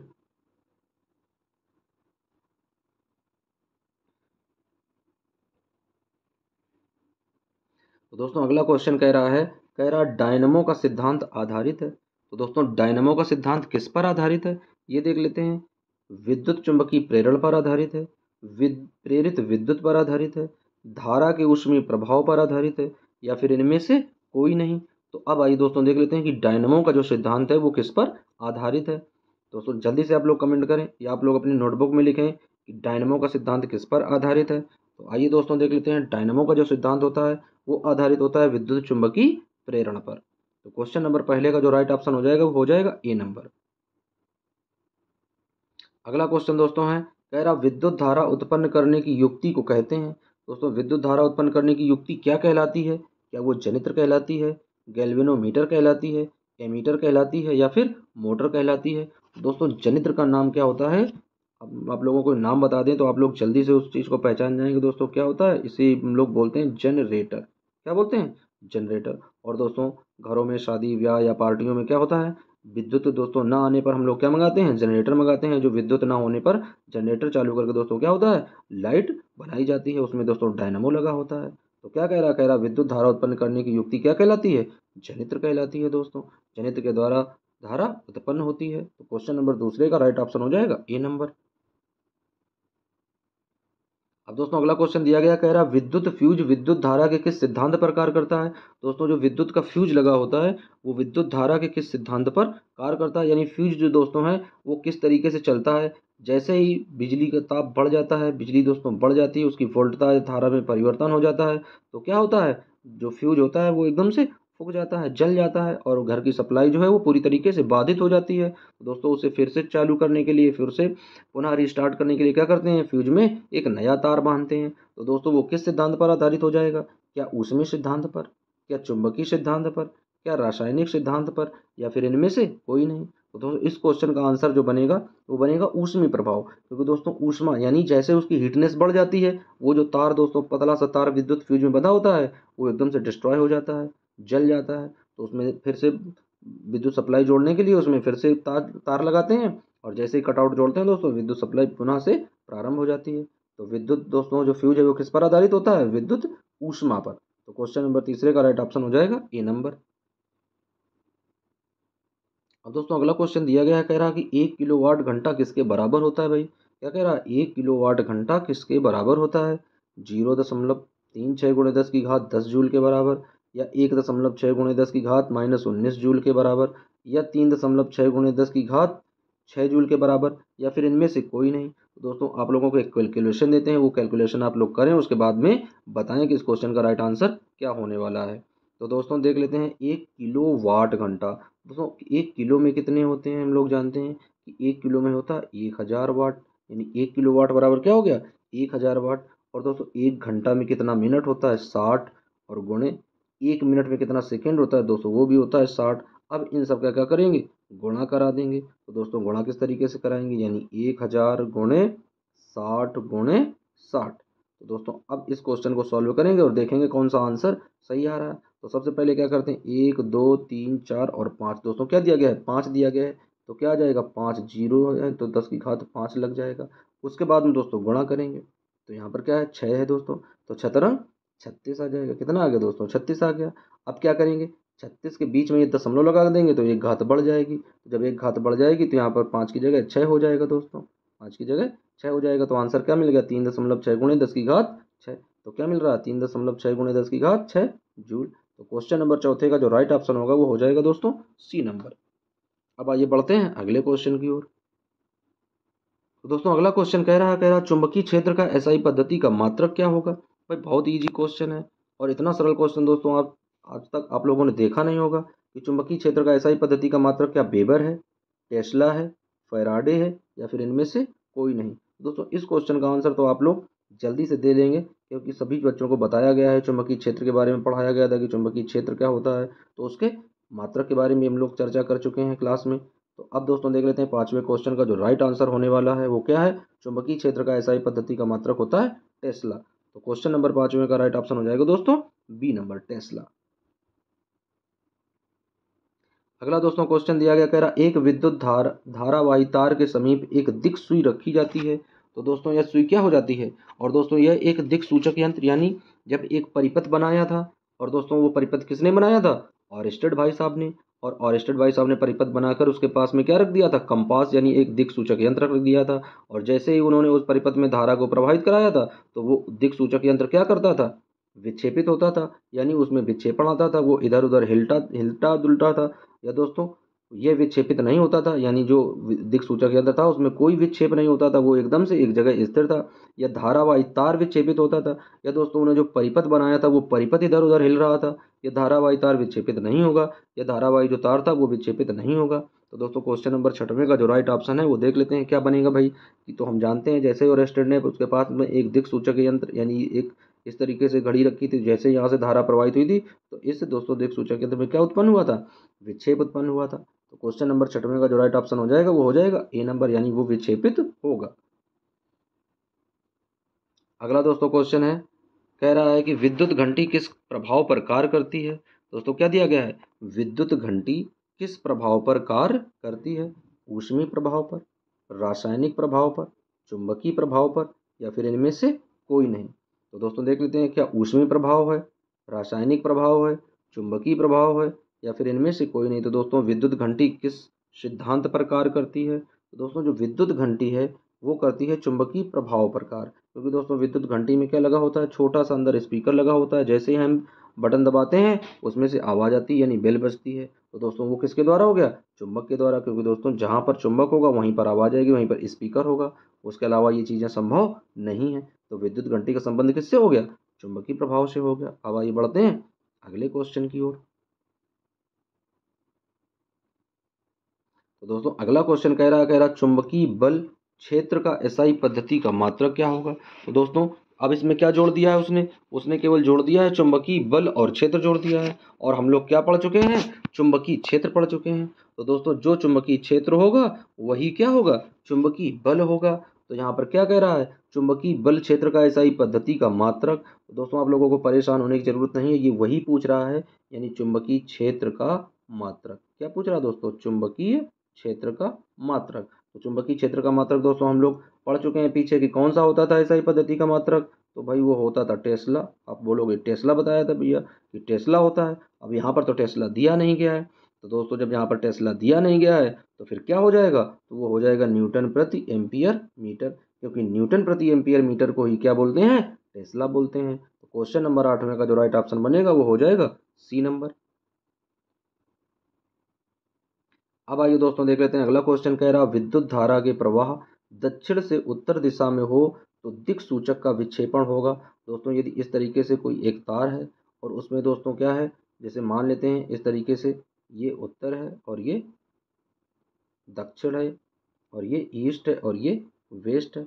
दोस्तों इस तरीके से विद्युत धारा का प्रवाह दक्षिण से उत्तर की ओर हो, यानी इस तरीके से ऊपर की ओर धारा बह रही है और यहीं पर एक दिक्सूचक यंत्र है। तो वो किस तरीके से विक्षेपित होगा, क्या वो नीचे की ओर जाएगा या वो ऊपर की ओर जाएगा। तो दोस्तों क्या कह रहा है, यानी इस तरीके से वो इधर की ओर मुड़ेगा या वो इधर की ओर मुड़ेगा। तो देख लेते हैं, पूरब की ओर होगा, पश्चिम की ओर होगा, उत्तर की ओर होगा, या फिर दक्षिण की ओर होगा। तो दोस्तों क्वेश्चन नंबर 9 का जो राइट ऑप्शन हो जाएगा वो क्या हो जाएगा भाई, जब दक्षिण से उत्तर की ओर जा रही है, क्या कह रहा है, दक्षिण से उत्तर की ओर धारा की दिशा है, तो उसकी दिशा कैसी हो जाएगी, पूरब की ओर हो जाएगी। ठीक है ना। तो क्वेश्चन नंबर 9 का जो राइट ऑप्शन दोस्तों बनेगा वो क्या बन जाएगा, पूरब से, नहीं दोस्तों क्या है, पूरब से पूरब की ओर होगा, या पश्चिम की ओर होगा, या उत्तर की ओर, या फिर दक्षिण की ओर। तो क्वेश्चन नंबर 9 का जो दोस्तों राइट आंसर होगा वो हो जाएगा पश्चिम की ओर। कैसा हो जाएगा, पश्चिम की ओर हो जाएगा। यानी जिस तरीके से ऐसे धारा जा रही है तो दोस्तों क्या है, ईस्ट माने पूरब होता है और वेस्ट माने पश्चिम होता है। तो वो जहाँ धारा है तो वो धारा की तरफ की ओर झुक जाएगा। तो दोस्तों दिक् सूचक यंत्र कहाँ झुकेगा, पश्चिम की ओर। तो क्वेश्चन नंबर 9 का बी ऑप्शन सही हो जाएगा। अगला दोस्तों क्वेश्चन दिया गया है, कह रहा है कि लघु पथन, क्या कह रहा है, लघु पथन के समय विद्युत परिपथ में धारा का मान कैसा होता है। दोस्तों आप लोगों को एक टॉपिक पढ़ाया गया था लघु पथन, तो दोस्तों ये उसी से पूछ रहा है। बहुत कम हो जाता है, यानी धारा का मान बहुत कम हो जाता है, बहुत अधिक बढ़ जाता है, निरंतर परिवर्तित होता रहता है, या परिवर्तित नहीं होता है। दोस्तों क्वेश्चन नंबर 10वें का राइट ऑप्शन क्या हो जाएगा, बहुत कम होता है या बहुत अधिक बढ़ जाता है। दोस्तों लघु पथन में क्या होता था, धारा का मान इतना ज़्यादा बढ़ जाता था कि जो फ्यूज लगे होते थे वो जल जाते थे। तो क्वेश्चन नंबर 10वें का जो राइट ऑप्शन होगा वो हो जाएगा बी नंबर, यानी बहुत अधिक बढ़ जाता है। अगला दोस्तों क्वेश्चन देख लेते हैं। अगला क्वेश्चन कह रहा विद्युत मोटर की क्रिया आधारित है। दोस्तों विद्युत मोटर की क्रिया किस पर आधारित है, विद्युत धारा और चुंबकीय प्रभाव पर, चुंबक और विद्युत धारा के प्रभाव पर, आर्मेचर के घूर्णन पर, या फिर इनमें से कोई नहीं। तो दोस्तों विद्युत धारा की क्रिया किस पर आधारित है? आप लोग जल्दी से 5 सेकंड के अंदर इस क्वेश्चन का आंसर कमेंट दोस्तों क्लिक कर लें। तो दोस्तों क्या है, विद्युत मोटर की क्रिया किस पर आधारित है? विद्युत धारा और चुंबकीय प्रभाव पर, चुंबक और विद्युत धारा के प्रभाव पर, आर्मेचर पर, या फिर इनमें से किसी नहीं। तो दोस्तों विद्युत मोटर की जो क्रिया है वो किस पर आधारित होती है? वो आधारित होती है विद्युत धारा और चुंबकीय प्रभाव पर। तो क्वेश्चन नंबर 11वें का राइट ऑप्शन हो जाएगा ए नंबर।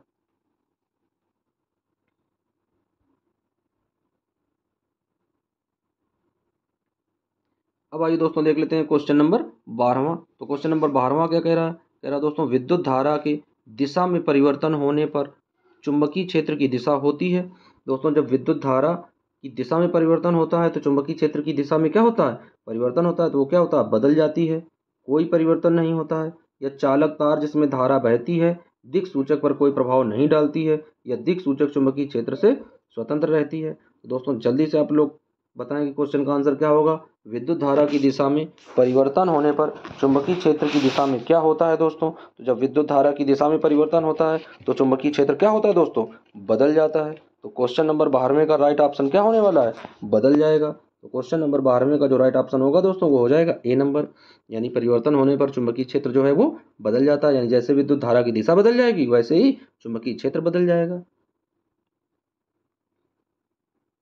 अब दोस्तों क्वेश्चन नंबर 11वां दिया गया है, कह रहा है डायनमो से किस प्रकार की धारा प्राप्त की जाती है? तो दोस्तों पहला ऑप्शन दिया गया है दिष्ट धारा, दूसरा ऑप्शन दिया गया है प्रत्यावर्ती धारा, तीसरा ऑप्शन दिया गया है दोनों धाराएं, या चौथा ऑप्शन दिया गया है इनमें से कोई नहीं। तो दोस्तों जल्दी ही 5 सेकंड के अंदर आप लोग इस क्वेश्चन का आंसर कमेंट करें या आप अपनी नोटबुक में लिखें।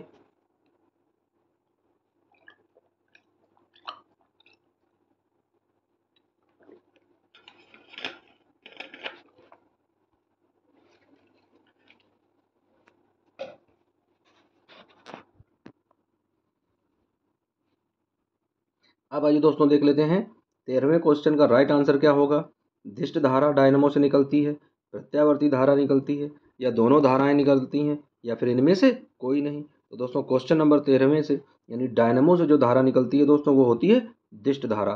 दोस्तों दिष्ट धारा क्या होती है? यह समय के साथ अपनी दिशा में कोई परिवर्तन नहीं करती है। और प्रत्यावर्ती धारा क्या होती है? यह समय के साथ साथ अपनी दिशा में परिवर्तन करती है। और दोस्तों भारत में जो प्रत्यावर्ती धारा प्रयोग की जा रही है इसकी आवृत्ति क्या होती है? दोस्तों इसकी आवृत्ति होती है 50 हर्ट्ज। दोस्तों क्या होती है? इसकी आवृत्ति होती है 50 हर्ट्ज। यानी 1 सेकेंड में जो भारत में प्रत्यावर्ती धारा प्रयोग की जा रही दोस्तों वो 1 सेकेंड में 100 बार अपनी दिशा को बदलती है। कितनी बार दिशा को बदलती है? 100 बार अपनी दिशा को बदलती है, यानी 50 हर्ट्ज हो जाती है दोस्तों उसकी आवृत्ति। अब आइए बढ़ते हैं अगले क्वेश्चन की ओर। तो दोस्तों अगला क्वेश्चन कह रहा जल विद्युत संयंत्र किस विद्युत ऊर्जा में रूपांतरित करता है दोस्तों? तापीय ऊर्जा को, नाभिकीय ऊर्जा को, सौर ऊर्जा को, या फिर स्थितिज ऊर्जा को। दोस्तों क्या कह रहा है? जल विद्युत संयंत्र। दोस्तों विद्युत तो वैसे ही जल से बनाई जाती है, लेकिन जल विद्युत संयंत्र किस ऊर्जा को? तो दोस्तों जल में कौन सी ऊर्जा होती है? दोस्तों तापीय ऊर्जा। ये तो क्रॉस गलत है, तापीय ऊर्जा तो होती ही नहीं है। नाभिकीय ऊर्जा दोस्तों यहाँ पर कहीं नाभिक और परमाणु की भी बात नहीं है। सौर ऊर्जा दोस्तों जल में सौर ऊर्जा का कोई संबंध नहीं है। दोस्तों क्या हो जाएगा? स्थितिज ऊर्जा हो जाएगी। और स्थितिज ऊर्जा क्यों हो जाएगी? क्योंकि ये स्थित रहता है। यानी जल जो है वो एक बांध में, डैम में पूरी तरीके से एकत्रित किया जाता है और फिर उसमें मशीनों के द्वारा विद्युत बनाई जाती है। तो क्वेश्चन नंबर 14वें का जो राइट ऑप्शन हो जाएगा दोस्तों वो हो जाएगा स्थितिज ऊर्जा। अब आइए दोस्तों देख लेते हैं अगला क्वेश्चन दिया गया है, कह रहा किसी वोल्ट मीटर के स्केल पर क्या कह रहा दोस्तों? किसी वोल्ट मीटर के स्केल पर 0 वोल्ट और 17 के बीच 20 विभाजन चिन्ह है, तो उस वोल्ट मीटर का अल्पतम मांक यानी लीस्ट काउंट क्या होगा दोस्तों? लीस्ट जो काउंट है वो क्या होगा? तो क्वेश्चन नंबर 15वें का दोस्तों जो राइट ऑप्शन होगा वो देख लेते हैं। किसी वोल्ट मीटर के स्केल पर 0 वोल्ट और 15 दोस्तों 17 के बीच 20 विभाजन चिन्ह है दोस्तों। यानी 0 वोल्ट से लेकर 17 के बीच में कितने विभाजन चिन्ह है? 20 है। तो अब दोस्तों उसका लीस्ट काउंट देख लेते हैं कि इसका लीस्ट काउंट क्या होगा।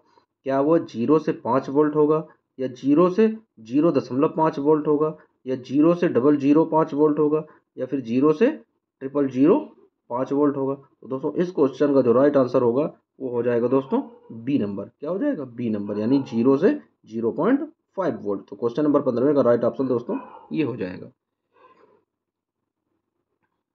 अब दोस्तों देख लेते हैं अगला क्वेश्चन। कह रहा विद्युत बल्ब में कौन सी गैस भरी रहती है। क्या कह रहा है, विद्युत बल्ब में कौन सी गैस भरी रहती है। निष्क्रिय गैसें भरी रहती हैं, हाइड्रोजन गैस भरी रहती है, या विद्युत बल्ब निर्वात रहता है, या फिर वायु भरी रहती है। दोस्तों ये ऑप्शन तो हो ही नहीं सकता है, क्योंकि विद्युत बल्ब के अंदर वायु भरी नहीं रह सकती है। निर्वात भी यदि छोड़ देंगे तो विद्युत बल्ब जल नहीं पाएगा। हाइड्रोजन दोस्तों जब भरी जाएगी तो हाइड्रोजन से वो चीज़ें बन ही नहीं पाएंगी। गरु गैस होती है दोस्तों, भारी गैस होती है। तो अब क्या हो जाएगा, कौन सा ऑप्शन बचा है, तो भाई अब ऑप्शन बचा है ए नंबर, यानी कौन सी गैसें, निष्क्रिय गैसें। और उसमें निष्क्रिय गैसों में कौन आती है गैस, आर्गन गैस आती है। कौन आती है दोस्तों, आर्गन। तो विद्युत बल्ब में कौन सी गैस भरी होती है, निष्क्रिय गैस के रूप में आर्गन गैस भरी होती है।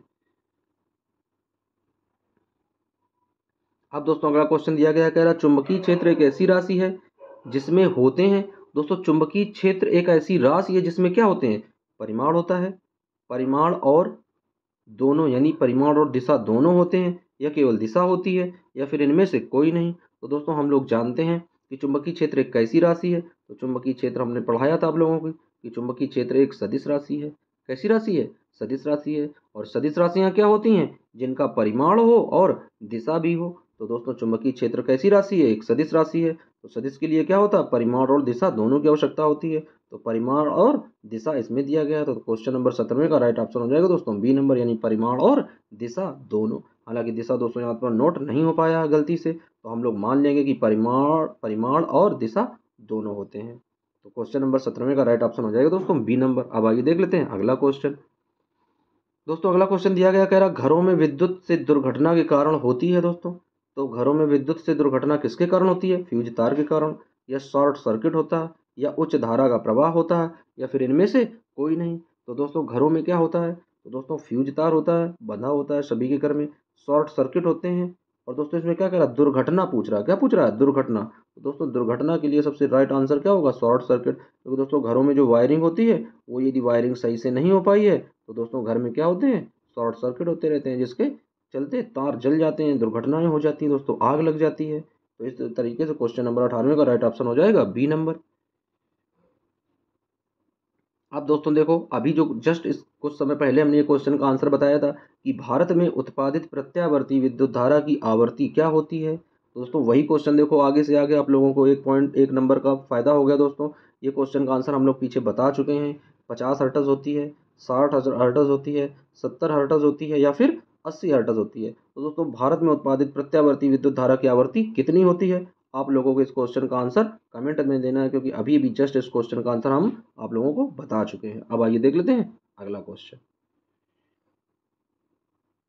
तो अब दोस्तों देख लेते हैं अगला क्वेश्चन क्या दिया गया, कह रहा विद्युत चुम्बकीय प्रेरण की खोज किसने की है। तो भाई विद्युत चुम्बकीय प्रेरण की खोज क्या फैराडे ने की है, मैक्सवेल ने की है, फ्लेमिंग ने की है, या फिर एम्पियर ने की है। तो दोस्तों जल्दी से इस क्वेश्चन का आंसर दें, बहुत ही इजी क्वेश्चन है।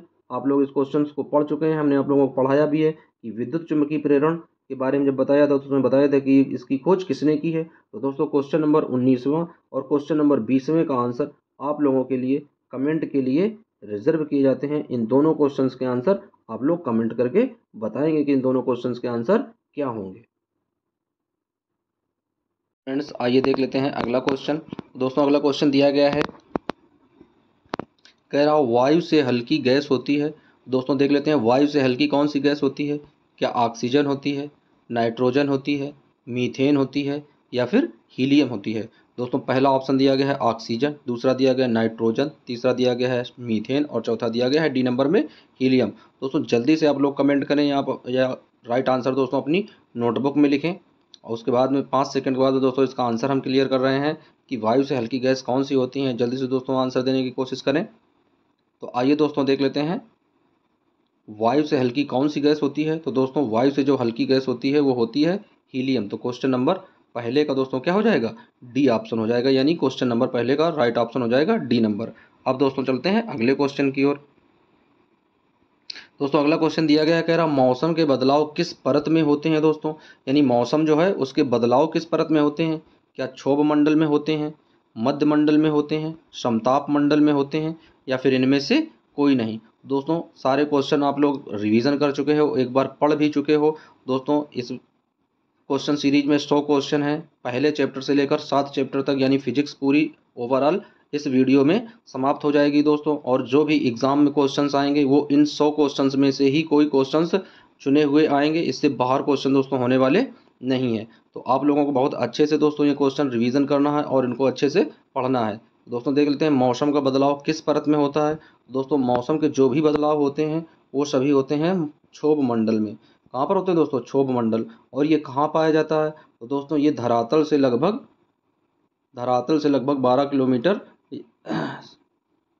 धरातल से लगभग 12 किलोमीटर तक की ऊंचाई तक पाया जाता है। ये क्या होता है दोस्तों? ये होता है क्षोभ मंडल। कई बुक्स में दोस्तों इनकी जो ऊंचाई होती है वो 30 किलोमीटर भी दे रखता है, यानी धरातल से 30 किलोमीटर तक की ऊंचाई तक पाया जाने वाला मंडल क्षोभ मंडल कहलाता है। और मौसम के सारे बदलाव इसी मंडल में होते हैं। अब आइए दोस्तों देख लेते हैं इसका अगला क्वेश्चन। अगला क्वेश्चन दोस्तों बन रहा है, कह रहा हवाई जहाज किस मंडल में उड़ते हैं।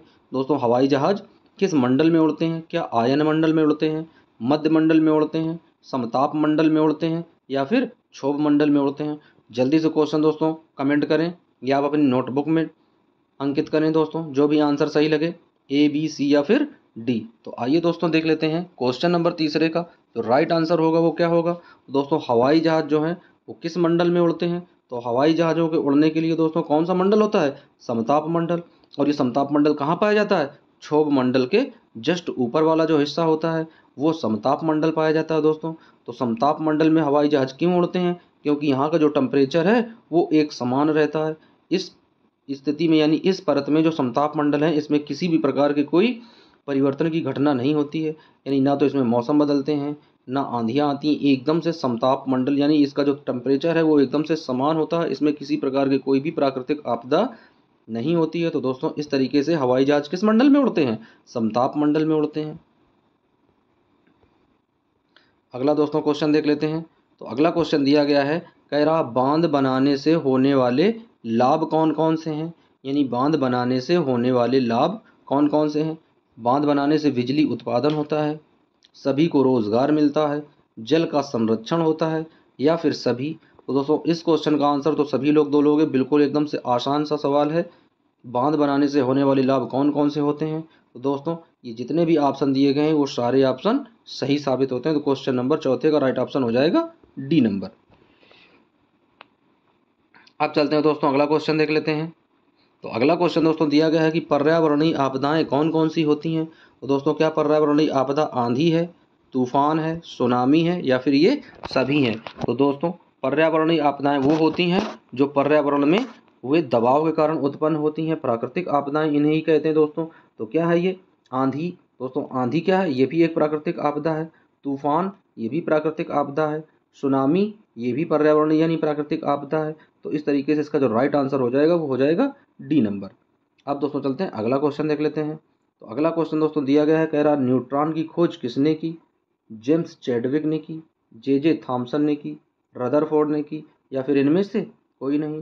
दोस्तों इस क्वेश्चन के आंसर टाइप करने में छोटी सी मिस्टेक हमसे हो गई है और उस मिस्टेक्स के कारण सभी बच्चे इस क्वेश्चन का राइट आंसर समझ गए होंगे कि इस क्वेश्चन का राइट आंसर क्या है। तो इस क्वेश्चन का आंसर सभी लोग कमेंट में देंगे दोस्तों, कमेंट करके बताएंगे कि इस क्वेश्चन का राइट आंसर क्या होने वाला है। ऐसी दोस्तों एक हिंट्स छूट गई थी, उस हिंट्स के कारण सभी बच्चे पहचान गए होंगे कि इस क्वेश्चन का राइट आंसर क्या है। जिन्हें इस क्वेश्चन का आंसर नहीं भी पता था वो भी जान जाएंगे दोस्तों कि इसका आंसर क्या होने वाला है। आइए चलते हैं अगला क्वेश्चन देख लेते हैं। दोस्तों अगला क्वेश्चन दिया गया है, कह रहा कि साइंस शब्द की उत्पत्ति किस भाषा के शब्द से हुई है। दोस्तों साइंस शब्द की उत्पत्ति किस भाषा से हुई है? क्या ग्रीक भाषा से हुई है, लैटिन भाषा से हुई है, या इंग्लिश भाषा से हुई है, या फिर इनमें से कोई नहीं? तो दोस्तों देख लेते हैं जो साइंस शब्द की उत्पत्ति है वो किस भाषा से हुई है। तो दोस्तों क्वेश्चन नंबर 7 का जो राइट आंसर होगा वो हो जाएगा B नंबर, यानी ये लैटिन भाषा का एक शब्द है दोस्तों, सिंटिया। कौन सा शब्द है? सिंटिया नामक शब्द है। तो इस सिंटिया नामक शब्द से साइंस शब्द की उत्पत्ति हुई है और इस सिंटिया शब्द का अर्थ होता है दोस्तों टू नो, यानी कि जानकारी करना, किसी चीज़ के बारे में सर्च करना। तो दोस्तों इस तरीके से क्वेश्चन नंबर 7वें का राइट ऑप्शन हो जाएगा B नंबर। अब दोस्तों देख लेते हैं क्वेश्चन नंबर 8वां, बहुत ही इंपॉर्टेंट क्वेश्चन है। कह रहा SI पद्धति में कितनी मूल राशियों को लिया गया है। तो दोस्तों SI पद्धति में कितनी मूल राशियां ली गई हैं? 10 मूल राशियां ली गई हैं, 9 मूल राशियां ली गई हैं, 5 ली गई हैं, या फिर 7 ली गई हैं? तो दोस्तों आइए देख लेते हैं इस क्वेश्चन का राइट आंसर क्या होने वाला है। तो दोस्तों जिन बच्चों ने बी ऑप्शन दिया है उन बच्चों को भी राइट आंसर यानी पूरा नंबर मिलेगा। जिन बच्चों ने डी ऑप्शन दिया है उन बच्चों को भी राइट आंसर पूरा नंबर मिलेगा। दोस्तों क्यों पूरे नंबर मिलेंगे ये आप लोगों को बता देते हैं कि एसआई पद्धति में यानी जो इंटरनेशनल सिस्टम है उसमें 7 मूल राशियों को रखा गया है। दोस्तों कितनी मूल राशियों को रखा गया है? 7 मूल राशियां हैं और प्लस में 2 कोण रखे गए हैं। कौन कौन से कोण हैं? एक समतल कोण है और दूसरा घन कोण है। तो दोस्तों इस तरीके से मूल राशियों में यानी एसआई पद्धति में कुल कितनी चीज़ें हैं? 7 और 2 9। तो जिनका आंसर 9 है वो भी सही किए जाएंगे और जिनका आंसर 7 है वो भी सही किए जाएंगे दोस्तों। तो जिन्हें बी या डी दोनों ऑप्शन दिए हैं दोस्तों उनके क्वेश्चन बिल्कुल सही है। और यदि किसी बच्चे ने बी प्लस डी ऑप्शन दिया है, बी प्लस डी ऑप्शन दिया है यदि किसी बच्चे ने, तो वो बच्चा एकदम से हो जाएगा इंटेलिजेंट की श्रेणी में। कौन सा हो जाएगा दोस्तों बच्चा? वो हो जाएगा इंटेलिजेंट की श्रेणी में, जिसे पता है कि 7 मूल राशियां हैं लेकिन 2 मूल मात्रक यानी उनके समतल कोण और घन कोण को भी रखा गया, इस वजह से 9 हो गए हैं। तो क्वेश्चन नंबर 2 9 इसके कौन सही हो जाएंगे? B plus D. अब आइए चलते हैं अगले क्वेश्चन की ओर। दोस्तों अगला क्वेश्चन दिया गया है, कह रहा चिपको आंदोलन कहाँ से प्रारंभ हुआ। दोस्तों चिपको आंदोलन कहाँ से प्रारंभ हुआ? तो आइए दोस्तों देख लेते हैं। क्या रेणी गांव से प्रारंभ हुआ, उत्तराखंड में प्रारंभ हुआ, चमोली में प्रारंभ हुआ या फिर सभी? तो दोस्तों देख लेते हैं इसका राइट आंसर क्या आएगा। 5 सेकंड का समय है, सभी बच्चे जल्दी से इस क्वेश्चन का राइट आंसर कमेंट करें या आप अपनी नोटबुक में लिखें कि चिपको आंदोलन कहाँ से प्रारंभ हुआ। दोस्तों जब आप लोगों को हमने पढ़ाया था हमारा पर्यावरण, उसमें चिपको आंदोलन के बारे में आप लोगों को बताया गया था कि चिपको आंदोलन से जुड़े कौन कौन से लोग थे और ये कहाँ पर प्रारंभ हुआ था। तो दोस्तों इस क्वेश्चन का आंसर देख लेते हैं क्या है। चिपको आंदोलन कहाँ से प्रारंभ हुआ? तो दोस्तों चिपको आंदोलन प्रारंभ कहाँ से हुआ? रेणी गांव से। कहाँ से प्रारंभ हुआ दोस्तों? रेणी गांव। और ये कौन से जिले में पड़ता है? तो दोस्तों वो जिला था चमोली जिला। कौन सा जिला था? चमोली जिला। और दोस्तों चमोली जिला कहाँ पड़ता है? वो पड़ता है उत्तराखंड राज्य में। कहाँ पड़ता है? उत्तराखंड राज्य में। तो इस तरीके से दोस्तों यदि देखा जाए तो इसके जो राइट आंसर हो गए वो क्या हो जाएंगे? सभी हो जाएंगे। लेकिन यदि कहीं पर ऑप्शन दिया जाए केवल रेणी गांव हो, चमोली और उत्तराखंड न दिया गया हो, तो दोस्तों इसको टिक करेंगे। यदि रेणी गांव न दिया हो, चमोली केवल दिया गया हो, बाकी ऑप्शन सब अलग हो, तो चमोली टिक मारेंगे। यदि दोस्तों दोनों ऑप्शन ना हो, केवल उत्तराखंड दिया होगा, तो फिर हम लोग उत्तराखंड में टिक लगाएंगे क्योंकि यही इसका राइट आंसर बन जाएगा। दोस्तों यहाँ पर सारी चीज़ें दी गई हैं, यानी रेणी गांव था, चमोली डिस्ट्रिक्ट था और उत्तराखंड स्टेट था। तो इस तरीके से इसका जो राइट आंसर बनेगा वो बन जाएगा डी नंबर। हालांकि जिस बच्चे ने ए ऑप्शन दिया है वो भी सही है, जिसने सी दिया है वो भी सही है, जिसने डी दिया है, बी दिया है, सारे ऑप्शन इसके सही है। लेकिन इसका जो सीरियल है वो क्या है? रेणी गांव से प्रारंभ हुआ था, डिस्ट्रिक्ट चमोली थी और राज्य उत्तराखंड था। तो अब आइए चलते हैं दोस्तों अगले क्वेश्चन की ओर। दोस्तों अगला क्वेश्चन कह रहा हमारे संसाधन कौन कौन से हैं। दोस्तों क्या कह रहा है? कह रहा है हमारे संसाधन कौन कौन से हैं। कोयला है, पेट्रोलियम है, खनिज है या फिर सभी हैं। तो दोस्तों क्वेश्चन नंबर 10वें का जो राइट आंसर होने वाला है वो होने वाला है डी ऑप्शन, यानी ये सभी जो दिए गए हैं ये सभी हमारे संसाधन के अंतर्गत ही आते हैं। अब देख लेते हैं दोस्तों अगला क्वेश्चन। तो अगला क्वेश्चन फ्रेंड्स दिया गया है कि 5 ओम तथा 7 ओम के 2 प्रतिरोध हैं। दोस्तों क्या है? 5 ओम तथा 7 ओम के 2 प्रतिरोध क्रमशः श्रेणी क्रम में संयोजित हैं। कौन से क्रम में है? श्रेणी क्रम में संयोजित है। तो परिपथ पर तुल्य प्रतिरोध क्या होगा? दोस्तों परिपथ का हमें क्या निकालना है? तुल्य प्रतिरोध निकालना है। पहले वाले को मान लेंगे R1 और दूसरे वाले को मान लेंगे R2 और उसके बाद दोस्तों क्या करेंगे? फार्मूला लगा देंगे। तो दोस्तों श्रेणी क्रम का फार्मूला क्या होता है? तो श्रेणी क्रम का फार्मूला होता है R equal to R1 plus R2। दोस्तों जब R equal to R1 plus R2 करेंगे तो क्या कर देंगे? 5 और 7 जोड़ देंगे तो क्या आ जाएगा? 7 और 5 12 आ जाएगा। तो दोस्तों क्वेश्चन नंबर 11वें का जो राइट ऑप्शन हो जाएगा वो हो जाएगा ए नंबर, यानी 12वां ऑप्शन सही हो जाएगा। 12 आंसर आ रहा तो ए नंबर इसका सही हो जाएगा फ्रेंड्स। अब देख लेते हैं इसका अगला क्वेश्चन। दोस्तों अगला क्वेश्चन दिया गया है, कह रहा परपोषी किसे कहते हैं। तो दोस्तों परपोषी कौन होते हैं? वनस्पति और हरे पेड़ पौधे ये परपोषी होते हैं क्या? या हिरण या ए प्लस बी यानी ए व बी दोनों या फिर इनमें से कोई नहीं। दोस्तों जल्दी से इस क्वेश्चन का कमेंट में आंसर दें, बहुत ही इजी क्वेश्चन है दोस्तों। तो अब आइए देख लेते हैं फ्रेंड्स इसका राइट आंसर क्या होने वाला है, यानी परपोषी किन्हें कहते हैं। तो दोस्तों जो वनस्पतियां और हरे पेड़ पौधे होते हैं वो आते हैं किसकी कैटेगरी में? वो आते हैं स्वपोषी यानी उत्पादक की कैटेगरी में, और जो उन पर आश्रित होते हैं उन्हें बोलते हैं उपभोक्ता यानी उन्हें बोलते हैं परपोषी। तो हिरण कौन है? हिरण है परपोषी। और ये ऊपर वाले क्या है? वनस्पति और हरे पेड़ पौधे, ये हैं स्वपोषी। तो क्वेश्चन पूछ रहा था कि परपोषी किसे कहते हैं, तो परपोषी में आ जाएगा हिरण, यानी B option is right answer. अब दोस्तों देख लेते हैं अगला क्वेश्चन। कह रहा 2 ओम के दो समान प्रतिरोध, यानी R1 का मान भी 2 ओम है और R2 का मान भी कितना है? 2 ओम है। दोनों 2-2 ओम के हैं और ये कैसे अवस्था में जुड़े हैं? ये समांतर क्रम में जुड़े हैं। तो कह रहा कि परिपथ का तुल्य प्रतिरोध क्या होगा? तो दोस्तों जल्दी से आप लोग समांतर क्रम में जोड़ दोस्तों जुड़े। समांतर क्रम का फार्मूला क्या होता है? तो समांतर क्रम का फार्मूला होता है 1/r इक्वल टू 1/r1 और प्लस 1/r2।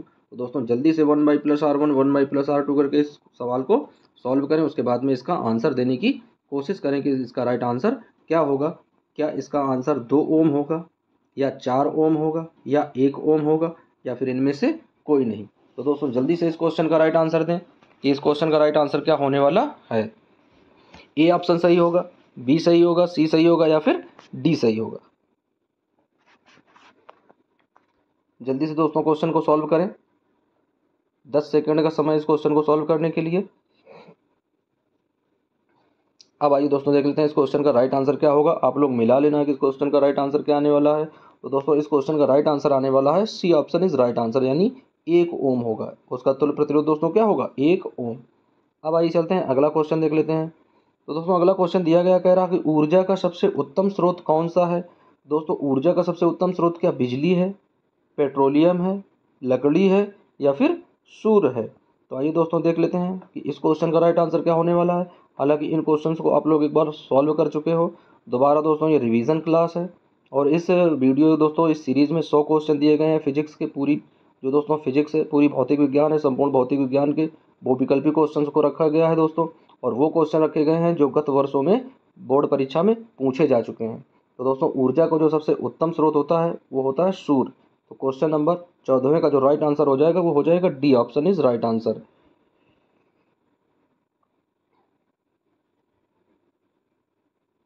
दोस्तों अगला क्वेश्चन दिया गया है, कह रहा विद्युत सेल का कार्य है। तो दोस्तों विद्युत सेल का क्या कार्य होता है? यांत्रिक ऊर्जा को विद्युत ऊर्जा में बदलना, विद्युत ऊर्जा को यांत्रिक ऊर्जा में बदलना या ऊर्जा एकत्रित करना या कोई भी नहीं। दोस्तों विद्युत सेल का क्या कार्य होता है? यानी यांत्रिक ऊर्जा को विद्युत ऊर्जा में बदलता है या विद्युत ऊर्जा को यांत्रिक ऊर्जा में परिवर्तित करता है या ऊर्जा को एकत्रित करता है या इनमें से कोई नहीं। तो दोस्तों इस क्वेश्चन का आंसर आप लोगों के लिए कमेंट के लिए निर्धारित किया जाता है। बहुत ही इजी क्वेश्चन है और पिछले वीडियो में हम लोग सॉल्व भी कर चुके हैं इस तरह का क्वेश्चन। तो दोस्तों क्वेश्चन नंबर 15 का आप लोग कमेंट में आंसर करके बताएंगे कि इस क्वेश्चन का राइट आंसर क्या होने वाला है। बहुत ही इजी क्वेश्चन है दोस्तों। आप लोगों को एक बार अच्छे से जो भी ऑप्शन दिए गए हैं पढ़ना है और उसके बाद में उन्हें क्लिक करना कि कौन सा ऑप्शन इसका सही होगा। अब आइए दोस्तों देख लेते हैं, कह रहा है कि अवतल दर्पण से आभासी और सीधा प्रतिबिंब कब बनता है? दोस्तों अवतल दर्पण से आभासी और सीधा प्रतिबिंब कब बनता है?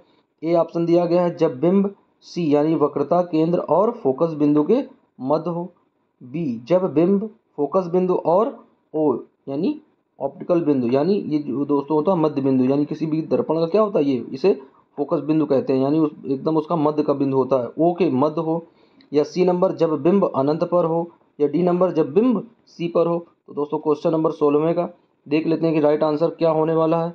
जल्दी से आप लोग कमेंट करें और कमेंट करके बताएं कि इस क्वेश्चन का राइट आंसर क्या होगा। अवतल दर्पण से आभासी और सीधा प्रतिबिंब कब बनता है? दोस्तों हम लोगों ने पढ़े थे कि अवतल दर्पण से बनने वाले प्रतिबिंब, तो उनकी कौन कौन से प्रतिबिंब थे? तो दोस्तों उसमें 6 घटनाएं होती थी, 6 प्रतिबिंब बनते थे, 6 कंडीशन होती थी दोस्तों। तो उसमें से एक ऐसी कंडीशन थी जब अवतल दर्पण से आभासी और सीधा प्रतिबिंब बना था, और बाद बाकी 5 कंडीशन ऐसी होती थी जिनमें प्रतिबिंब सदैव वास्तविक और उल्टे बनते थे। तो दोस्तों इस क्वेश्चन का जो राइट आंसर होने वाला है वो होने वाला है कि जब बिंब एफ व ओ के मध्य होगा तब कैसा प्रतिबिंब बनेगा? आभासी और सीधा प्रतिबिंब बनेगा जब बिंब एफ व ओ के मध्य रखा जाएगा। दोस्तों क्वेश्चन नंबर 16 का जो राइट ऑप्शन हो जाएगा, क्वेश्चन नंबर 16 का राइट ऑप्शन हो जाएगा दोस्तों बी नंबर, यानी B option is right answer. अब आइए देख लेते हैं अगला क्वेश्चन। दोस्तों अगला क्वेश्चन दिया गया है, कह रहा किसी लेंस की फोकस दूरी 20 सेंटीमीटर है तो उस लेंस की क्षमता ज्ञात कीजिए। दोस्तों यदि फोकस दूरी कितनी दी गई है 20 सेंटीमीटर, तो हमें उस लेंस की क्षमता ज्ञात करनी है। दोस्तों क्षमता का पावर का फार्मूला दोस्तों क्या होता है, P बराबर क्या होता है 1/f, और ये काहे में होता है दोस्तों, ये होता है मीटर में। तो अब आइए दोस्तों इस क्वेश्चन को जब सॉल्व करेंगे तो 20 सेंटीमीटर को जब मीटर में कन्वर्ट करेंगे तो ऊपर चला जाएगा 100 और 100 बटे हो जाएगा 20, यानी 20 एकम 20 और 20 पंचे 100, तो दोस्तों क्या आ जाएगा 5 आ जाएगा। और जो ये डी लगा है, डी का मतलब होता है दोस्तों डायोप्टर, और क्षमता यानी लेंस की क्षमता का एसआई पद्धति का मात्रक क्या होता है डायोप्टर। तो दोस्तों क्वेश्चन नंबर 17 का जो राइट ऑप्शन बनेगा वो हो जाएगा ए नंबर। अब आइए देख लेते हैं अगला क्वेश्चन।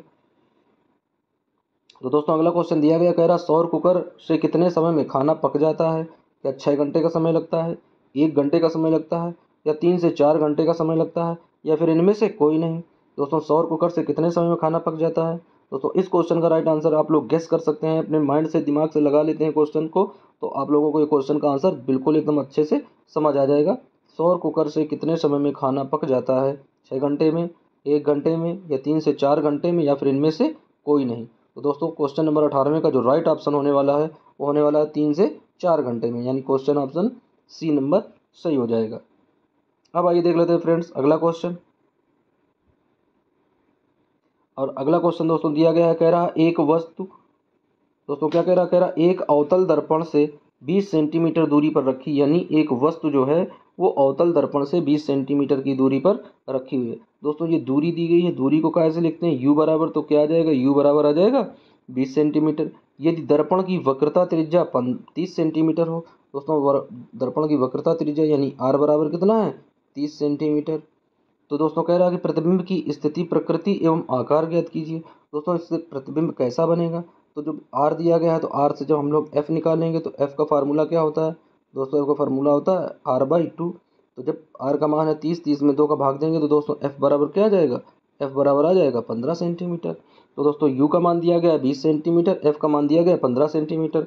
अब हमें वी का मान ज्ञात करना है, तो दोस्तों फार्मूला कौन सा लगाएंगे, फार्मूला लगाएंगे दर्पण का, यानी 1/f, क्या फार्मूला लगाएंगे दोस्तों 1/f equal to 1/u plus 1/v। तो दोस्तों इस फार्मूले में जब हम मान रखेंगे तो उस क्वेश्चन को सॉल्व करेंगे तो इसका आंसर प्राप्त होगा। दोस्तों इसका आंसर जो भी आएगा आप लोगों को कमेंट करके बताना है, क्योंकि दोस्तों थोड़ा बड़ा सवाल है, आप लोगों को सॉल्व करने में कम से कम 1 मिनट का समय लगेगा। तो दोस्तों आप लोग इस क्वेश्चन को आसानी से सॉल्व कर लो, और उसके बाद में इस क्वेश्चन का आंसर आप लोगों को देना है ए, बी, सी या फिर डी, जो भी इसका आंसर सही आए। अब आइए चलते हैं अगले क्वेश्चन की ओर। तो दोस्तों अगला क्वेश्चन दिया गया है, कह रहा एक गतिमान आवेश उत्पन्न करता है। तो दोस्तों एक गतिमान आवेश क्या उत्पन्न करता है, क्या विद्युत क्षेत्र उत्पन्न करता है, या चुंबकीय क्षेत्र उत्पन्न करता है, या ए व बी दोनों उत्पन्न करता है, या इनमें से कोई नहीं। तो दोस्तों जल्दी से आप लोग कमेंट करके बताएं कि इस क्वेश्चन का राइट आंसर क्या होने वाला है। एक गतिमान आवेश क्या उत्पन्न करता है, विद्युत क्षेत्र, चुंबकीय क्षेत्र, ए व बी दोनों, या फिर इनमें से कोई नहीं। तो दोस्तों देख लेते हैं क्वेश्चन नंबर 20 का जो राइट ऑप्शन होगा क्या हो जाएगा दोस्तों। तो जब गतिमान आवेश होगा दोस्तों तो वो क्या करेगा, एक विद्युत क्षेत्र तो बनाएगा ही, लेकिन क्या करेगा साथ साथ में एक चुंबकीय क्षेत्र भी बना देगा। यदि आवेश केवल है दोस्तों तो वो क्या करेगा, केवल आवेश यदि रुका हुआ है तो वो केवल विद्युत क्षेत्र बनाएगा, और यदि आवेश बह रहा है, चल रहा है, तो दोस्तों क्या है, विद्युत क्षेत्र के साथ साथ वो क्या करेगा, एक चुंबकीय क्षेत्र भी बनाएगा। और दोस्तों ये किसने सिद्ध किया था, चुंबकीय क्षेत्र, चुंबकीय क्षेत्र का नियम दोस्तों किसने दिया था, कि एक बहता हुआ आवेश, एक गतिमान आवेश अपने चारों ओर एक विद्युत क्षेत्र के साथ साथ एक चुंबकीय क्षेत्र भी निकालता है। दोस्तों ये नियम जो है, ये नियम किसने प्रतिपादित किया था, आप लोगों को पढ़ाया गया था। तो दोस्तों इस क्वेश्चन का जो आंसर है उस आंसर को आप लोगों को कमेंट करके बताना है कि इस नियम की खोज किसने की थी, कि जब किसी परिपथ से कोई धारा बहती है तो वह एक विद्युत क्षेत्र के साथ साथ एक चुंबकीय क्षेत्र भी उत्पन्न करती है। उस वैज्ञानिक का नाम आप लोगों को बताना है क्वेश्चन नंबर 20 में। और दोस्तों इस क्वेश्चन को टारगेट क्वेश्चन या चैलेंजिंग क्वेश्चन का नाम दिया जा रहा है, कि जो बच्चा इस क्वेश्चन का राइट आंसर बता लेगा कि वो खोज दोस्तों किसने की थी, उस बच्चे को एक अच्छी सी इमोजी दी जाएगी और उसके लिए ब्यूटीफुल टाइप किया जाएगा, कि जिस भी बच्चे को ये क्वेश्चन का आंसर पता चल जाएगा कि एक गतिमान आवेश उत्पन्न क्या करता है, विद्युत क्षेत्र के साथ साथ एक चुंबकीय क्षेत्र भी उत्पन्न करता है, तो ये बात किसने सिद्ध की थी, किसने दोस्तों इस चीज़ की खोज की थी। तो अब देख लेते हैं क्वेश्चन नंबर 20 का जो राइट ऑप्शन होगा दोस्तों वो हो जाएगा सी नंबर, यानी विद्युत क्षेत्र के साथ साथ एक चुंबकीय क्षेत्र भी उत्पन्न करता है, लेकिन यह बात किस वैज्ञानिक ने सिद्ध की थी। तो दोस्तों अब आइए चलते हैं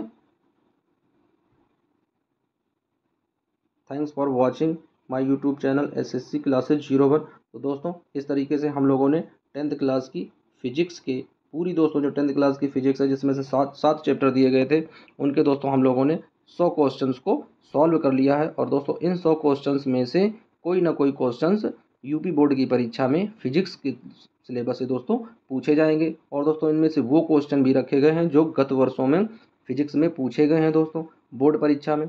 तो जिन बच्चों के जो भी स्कोर रहा हो वो बच्चे अपना अपना स्कोर कमेंट करके ज़रूर बताने की कोशिश करें। किसी बच्चे की यदि 90 रहा हो तो 90/100 दें। किसी बच्चे का दोस्तों 80 आया हो तो 80/100 लिखकर कमेंट करें। जिसका भी जो आंसर जो भी स्कोर रहा हो दोस्तों सब लोग अपना अपना आंसर कमेंट करके बताएं कि किसका कितना स्कोर रहा है। दोस्तों मिलते हैं नेक्स्ट वीडियो में। अब दोस्तों हम लोग फिजिक्स पूरा पार्ट कंप्लीट कर चुके हैं। अब दोस्तों इसके बाद में हम लोग बायोलॉजी स्टार्ट करेंगे और बायोलॉजी कंप्लीट होने के बाद तब हम लोग केमिस्ट्री पढ़ेंगे। तो दोस्तों आप लोग पढ़ते रहिए और जो भी चीज़ें आप लोगों को लिखाई गई हैं जो भी नोट्स बनवाए गए हैं उनको आप लोग रिवीजन करते रहिए। मिलते हैं दोस्तों नेक्स्ट वीडियो में।